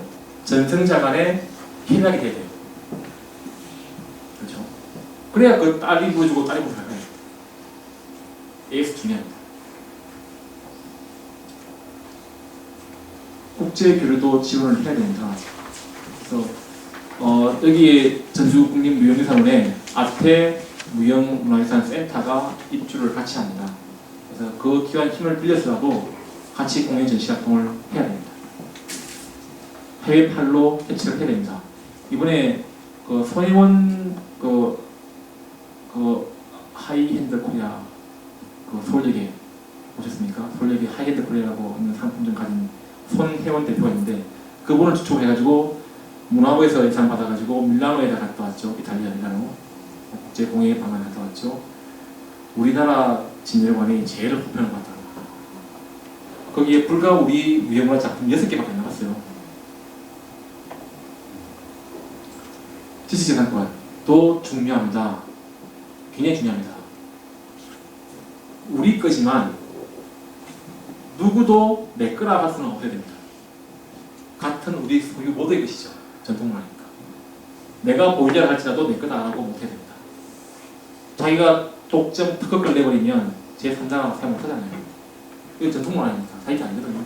물려받아야 되거든요. 그렇죠? 그래서 특허가 국내적으로 안 나가야 됩니다. 근데 2차례 특허가 나갔어요. 쪽염색 그 전동체 선생님 하는 거, 그 다음에 주철장 종 만드는 기술, 이게 특허가 나갔습니다. 특허청에서 잘 모르고. 그랬더니 그 특허 나간 게 보유자한테 나갔으면 그 다음에 나갔을 건데 제3자한테 나간 거예요. 그러면 보유자가 제3자한테 로열티를 줘야 됩니다. 아주 욱숭하게 하죠. 그래서 그 특허 심판을 넣어가지고 2개 다 특허가 취소했어요. 그리고 그 뒤로 전통 문화 특허가 안 나갑니다. 자, 그러면 이건 국내 얘기고 국제적으로 우리 기술인데 일본이나 중국이나 미국에서 국제 특허를 내버리면 어떻게 되죠? 마찬가지 이익 발생합니다. 그죠? 그럼 못 내게 할 거 아닙니까? 어떻게 못 내게 합니까? 어떻게 하면 될까요? 그 길을 저희가 특허청하고 찾았어요. 국제 특허 협력 조약이 있습니다. 특허법에 따라서 그 특허청에서 각국의 조약을 맺어가지고 국제 특허 협력 조약이 있어요. 거기에 따르면 그 나라의 고유한 전통 기술 같은 것을 공인된 사이트에다가 올리면 각 나라에서 특허 출원이 돼가지고 심사를 할 때 그 사이트에서 검색을 해서 있으면 특허를 안 내주고 없으면 특허를 내주는 게 협약이 되어 있어요. 그래서 코리안 TK.co.kr인가? co.kr이군요. 코리안 TK.com인가? 그렇습니다.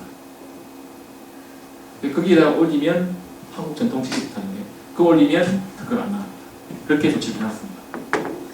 그러면 무한정 특허가 안 나와야 되니까 발전이 없죠. 아까 제가 같이 그런 향상 말씀드렸잖아요.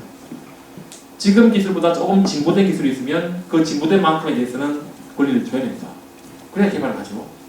그걸 또 장려해야 되고 디자인권, 실용기능권, 그죠?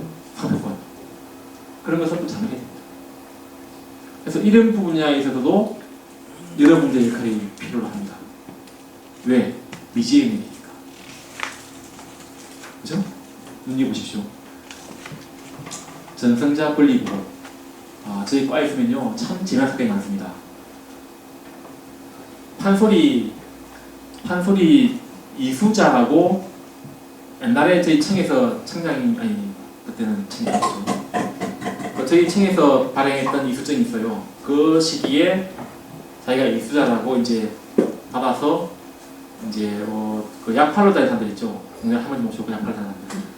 거기에 가가지고 이제 사기를 치는 거예요. 내가 국가에서 인정받은 판소리 이수자다 막 이렇게 사기 치는 겁니다. 그래서 이걸 먹으면 무치고 막 이렇게 농담같은 진짜입니다. 그게 민원이 들어왔어요. 그게 알고 있었는데 그게 또 검찰에 고발된 모양입니다. 검찰청에 확인 떴어 공개받습니다. 보니까 가짜예요. 우리가 현장이 없어요. 그런 사람도 없고 우리 당시에 국장 이름 수표였어요. 그런 사건이 발생합니다. 그래서 사칭 금지. 그 다음에 지금까지 앞서 말씀드렸던 이러한 모든 업무들을 해 나가기 위해서 이제 손발이 필요하죠. 선생님들의 활동 공간이 필요하고 그래서 진흥원이 설립됩니다. 현재는 문화재 보존단 저희 청의 유일한 사학양인데 일부 하고 있죠. 이 업무를 하기 위해서는 이게 진흥이 필요하고 지금 지었던 이게 국립무형유산원은 제 행정기관이고요. 아까 뭐 이수증 심사라든가 전수교육대학 지원이라든가 이런 건 행정기관이고 전시 공연 관련해서 각종 활동들은 진흥원이 할 겁니다. 거기에 개설되어 있는 전시관 공연장은 진흥원에서 그 기능을 할 겁니다. 이렇게 해서 지금 판이 짜진 겁니다. 다시 이제 돌아가 보시면 이 그림에 이제 이해되시죠? 종목은 7가지 넓어진 분류로 지정을 합니다. 전성자의 인증은 보유자가 있는 종목도 있을 것이고 전성 교수가 없는 종목도 있을 것입니다. 그리고 때로는 긴급보호 제도도 있을 것이고요. 전수교육은 반드시 하게 할 것이고 대학을 통한 전수교육도 열어놨습니다. 그리고 진흥은 지금까지 보신 모든 정책은 다 진행입니다. 축을 열었고요. 세계화는 이제 유네스코로 가는 거, 그다음에 국제적인 팔로 개최라든가, 그죠? 아태 무용센터를 이용한 활동들, 요 5가지가 다 맞물려야만 요 정책 목표가 달성이 됩니다. 이런 구조로 법이 되어 있습니다. 이해되셨죠? 설명이 너무 쉽죠? 자, 그러면 이제 마지막인데요. 여러분들한테 바라는 바입니다. 무형문화유산이 필요한 인재상은 뭔가, 어떤 역할을 할 수 있을 것인가.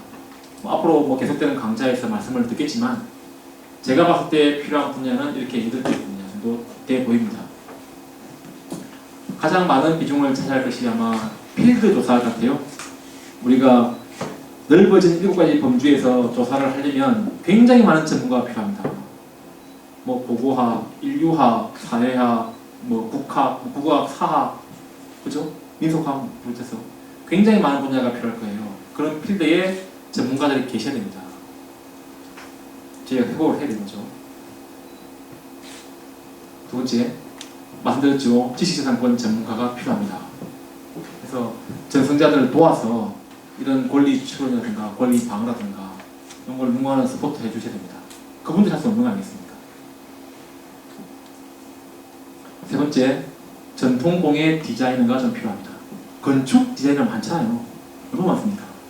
전통공예 천편일주로 만들어내는 그 디자인 바꿔야 팔립니다. 그러면 그 바꾸는 것을 우리 전승자가 알아서 바꿀 수 있나요? 그렇죠? 못하죠. 대부분 못합니다. 그러면 이거는 상품화 시킬 거, 이거는 작품화 시킬 거, 이게 좀 호환을 해줘야 됩니다. 그런 디자이너가 필요하죠. 그럼 뭐합니까? 우리 미술품도 큐레이터가 있어가지고 뭐 바로크 시대 뭐 어쩌고 뭐 보존학하고 이 하지 않습니까?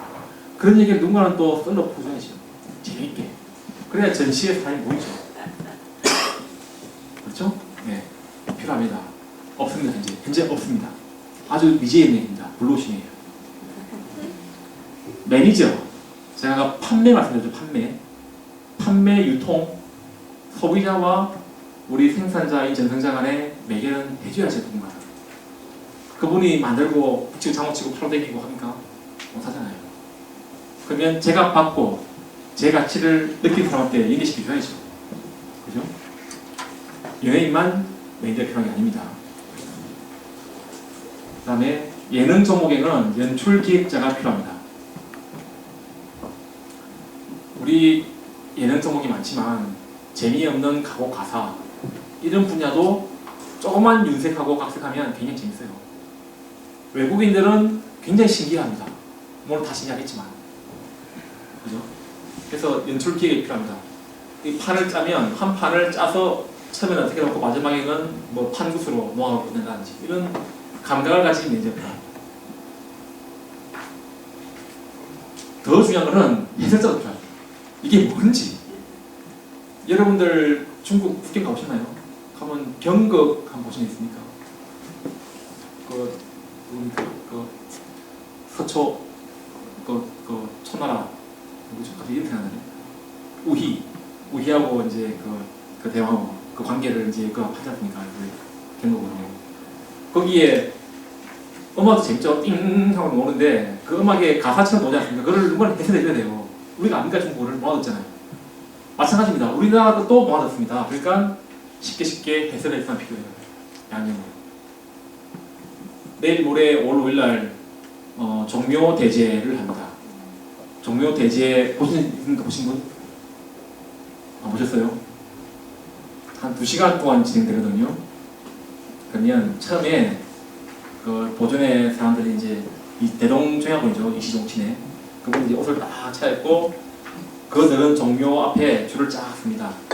이제 제사를 올리기 위한 건데 그걸 치위라고 해요. 치위 쫙 씁니다. 그게 한 30분 걸려요.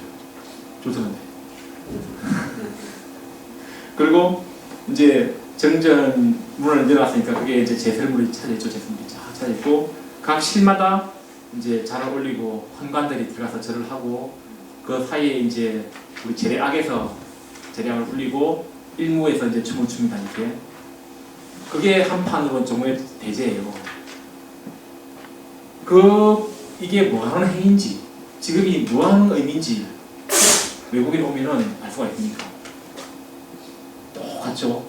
아주 지루한 음악에 저랬다가 국공 사업에 막 저랬다가 이런 게만 반복되는데 그 의미를 해설해 줄 사람 필요해요. 여러분들이 이 종목의 전공자 되셔가지고 해설창을 들으세요. 아주 멋들게 재밌게 했습니다. 대한민국에 없습니다. 물론이지.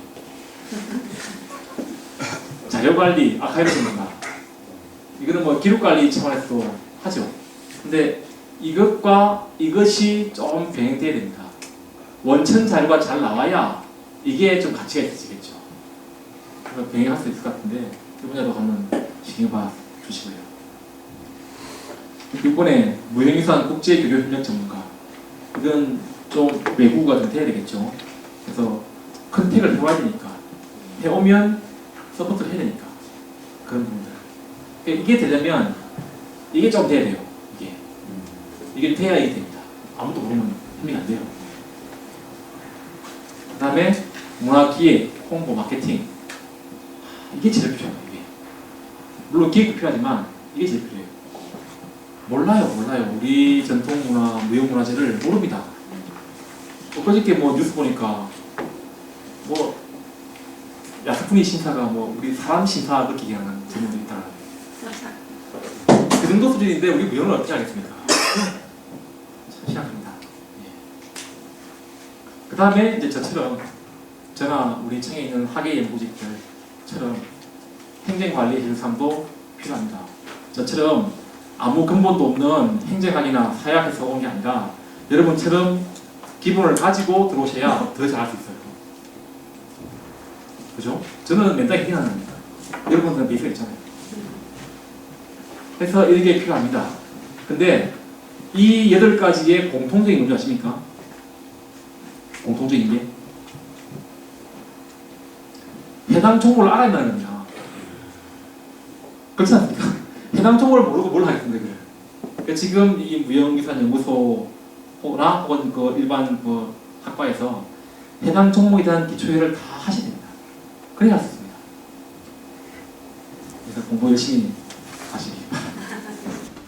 자, 그리고 이것도 저것도 아니다. 이것도 저것도 아니다 하면 이걸 하시면 됩니다. 이건 제가 해드릴 수 있습니다. 네. 여러분 사진을 여기다 안 넣으시면 됩니다. 예. 아, 이건 지금 사진입니다. 받기 전에. 네. 지금 이쪽이 나가 있습니다. 자청왕 해가지고 보이지 않는 자세, 조교는 청세, 명예보지 않는 황세 해서 저기 나가 있습니다. 이 자리에 여러분 이름을 쓰면은 이제 앞서 보신 각가지 진흥 정책들을 여러분 것으로 할 수 있습니다. 땡기십니까? 자, 이상 제 말씀을 마치고요. 자, 질문 받겠습니다. 어떤 가도 좋습니다. 제가 준비되어 있기 때문에 질문해 주세요.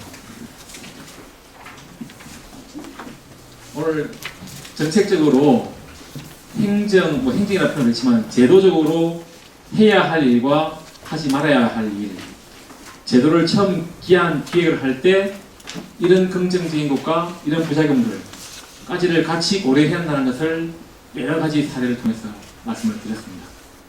그리고 앞으로 바뀔 무형제도는 이러한 방향으로 간다는 것을 5가지 동그라미로 말씀을 드렸고 그 세부 내용은 법에 요약을 했습니다.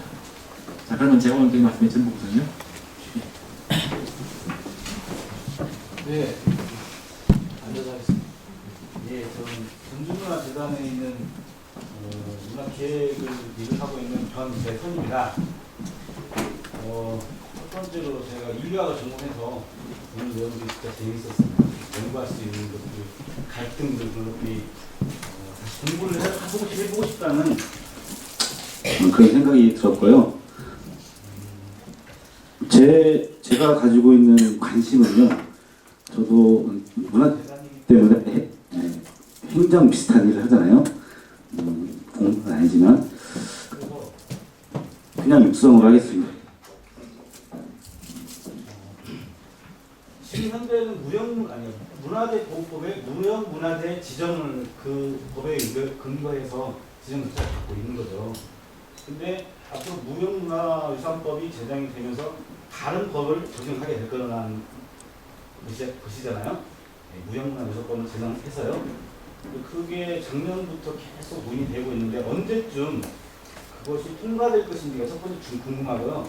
왜냐하면 저도 그 재단에서 일을 하면서 문화재와 관련된, 특히나 무형문화유산과 관련된 어떤 연구 사업을 해야 되는데 어디에 포커스를 맞추고 해야 될 것인지 참 좀 고민이 많습니다. 그러니까 뭐냐면은 현재의 무형문화재 지정 절차에 맞는 것에 근거해서 일을 하는 것도 하나 있는 거고, 앞으로 개념이 바뀌는 무형문화유산법에 맞춰서 또 그 포커스에 관련해서 연구를 해야 되고, 그런 어떤 그 애매한 지점이 있어서 언제쯤 그런 것이 이 절차가 통과될까 그런 것이 궁금합니다.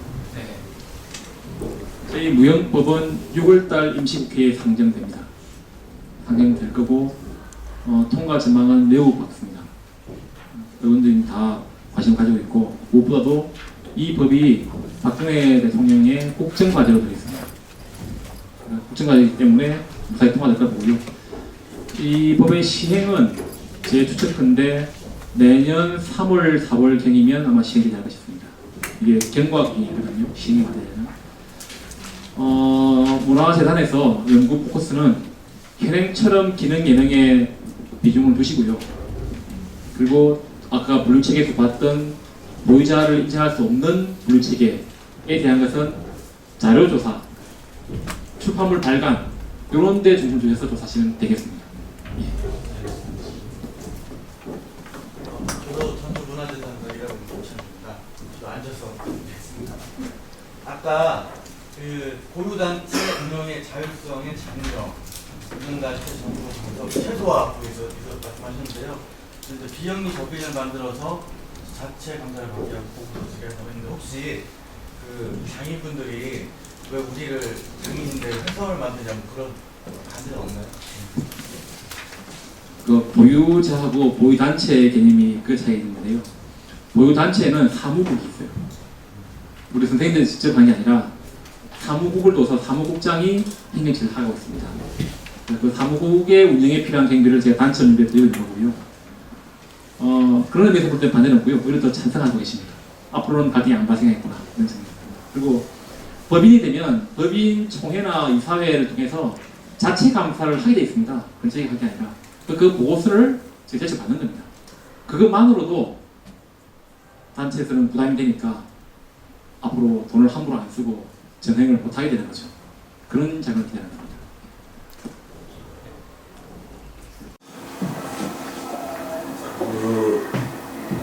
지금 시도 지정이 439개 종목이 있고 보유자들이 있을 텐데요.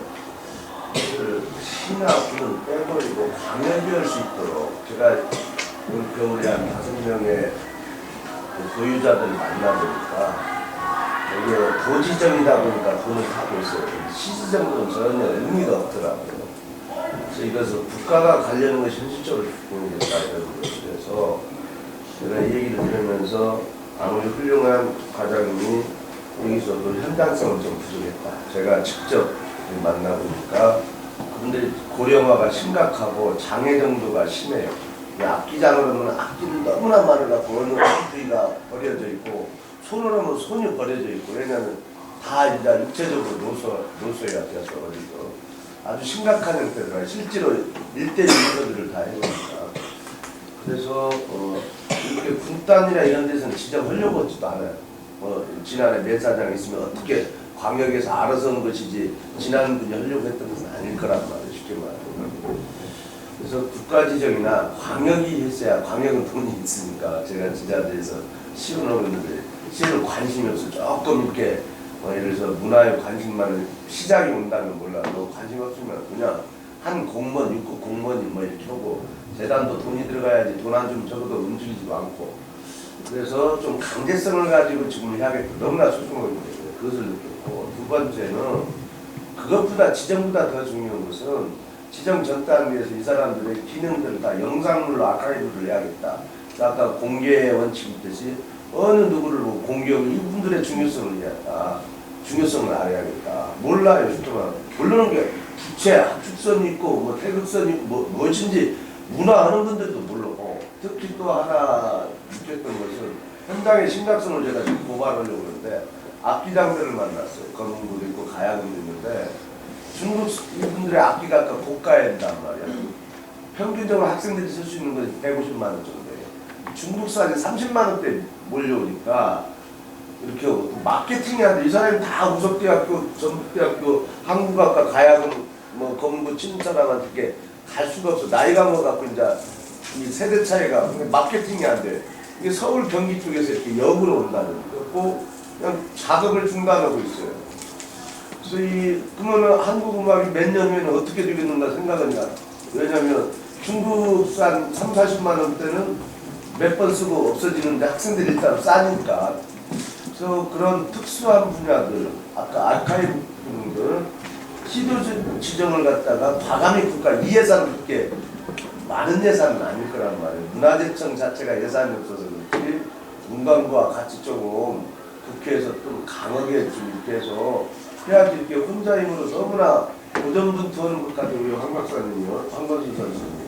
제가 봤을 때는 이제 전 정치를 하고 행정을 보니까 너무나 고군분투하는데 근본은 놓치고 있다. 왜냐하면 아카이브 기능이 너무나 기본적으로 아카이브 기능 설명과 그 하마님 교수님이 좀 관심 있어갖고 이렇게 해서 어떤 장인이 가지고 몇 장르나고 그 관심 있게 보는 것이 430부 종목과 부유는 다 돼 있어야 한다. 그래서 국가가 왜냐하면 국립 지금 언어 그쪽으로 가면 다 치면 다 나와요. 쉽게 말하면 언어 사투리에 방언 같은 것들 다 나오는데 이쪽은 너무나 취약한 것 같아요. 그래서 좀 어떻게 또 하나는 기업하고 메세나에서 후원할 수 있도록 한다든지 문화재청이 가장 끝발없는 부서에서 그런 것을 안 들을지는 몰라도 좀 그래야 한다고 생각해요. 자꾸 지적만 하고 다니고 제가 여기서 말하면 육성하고 관리가 중요하다고 하는데 그것은 다 빠져있다. 그 얘기를 하는데 그거에 대해서 한번. 네. 들어오지 마세요. 의원님 지적하신 내용은 전부 다 지금 만족스럽지는 않지만 다 되어 있는 상태고요. 전국의 비지정 무형문화재에 대한 일제조사를 4년 전부터 해오고 있습니다. 그래서 지금 두 분 교수님께서 하고 계시는데 한 3만 건 되어 있죠. 3만 건 정도가 아카이브가 되어 있습니다. 그걸 또 늘려갈 예정이고요. 그래서 비지정 문화재를 계속 안 놓치고 찾아갈 예정이고 그 여러 가지 세법을 지금 고치고 있습니다. 그래서 우리 전수교육하는 데 있어서 필요한 금액은 부가가치세를 면제하는 방향, 우리 전통공예품 판매하는 데서는 부가가치세를 면제하는 방향으로 세법을 지금 정우택 의원님께서 고치고 계세요. 그것도 있고요. 제일 처음 말씀하신 게 물적한 의원님 아니 국가 지정으로 시도지정. 예. 시도지정 문화재는요 전주시 지정 말하는 게 아니고요. 전라북도 지정, 서울광역시 지정, 그 시도는 광역시도를 말하는 겁니다. 네. 그래서 현행법도 광역단체에서 조례로 정해서 하게 돼 있어요. 그렇게 되기 때문에 지금 뭐 기초단체에서 말하는 시 단위가 아니고 광역단체에서 조례를 정해서 그에 필요한 지정과 지원을 하게끔 그렇게 되어 있습니다. 그리고 제가 광양의 은장도 장도 박물관을 갔다 왔고 충격을 좀 받은 신선한 충격이 있어서 그 광역 단위로 좀 묶어가지고 그분들의 그런 상품도 팔고 전수도 오고 교육도 할 수 있는 되게 그게 한 땅만 된다면 한 3,40억이면 될 것 같아요.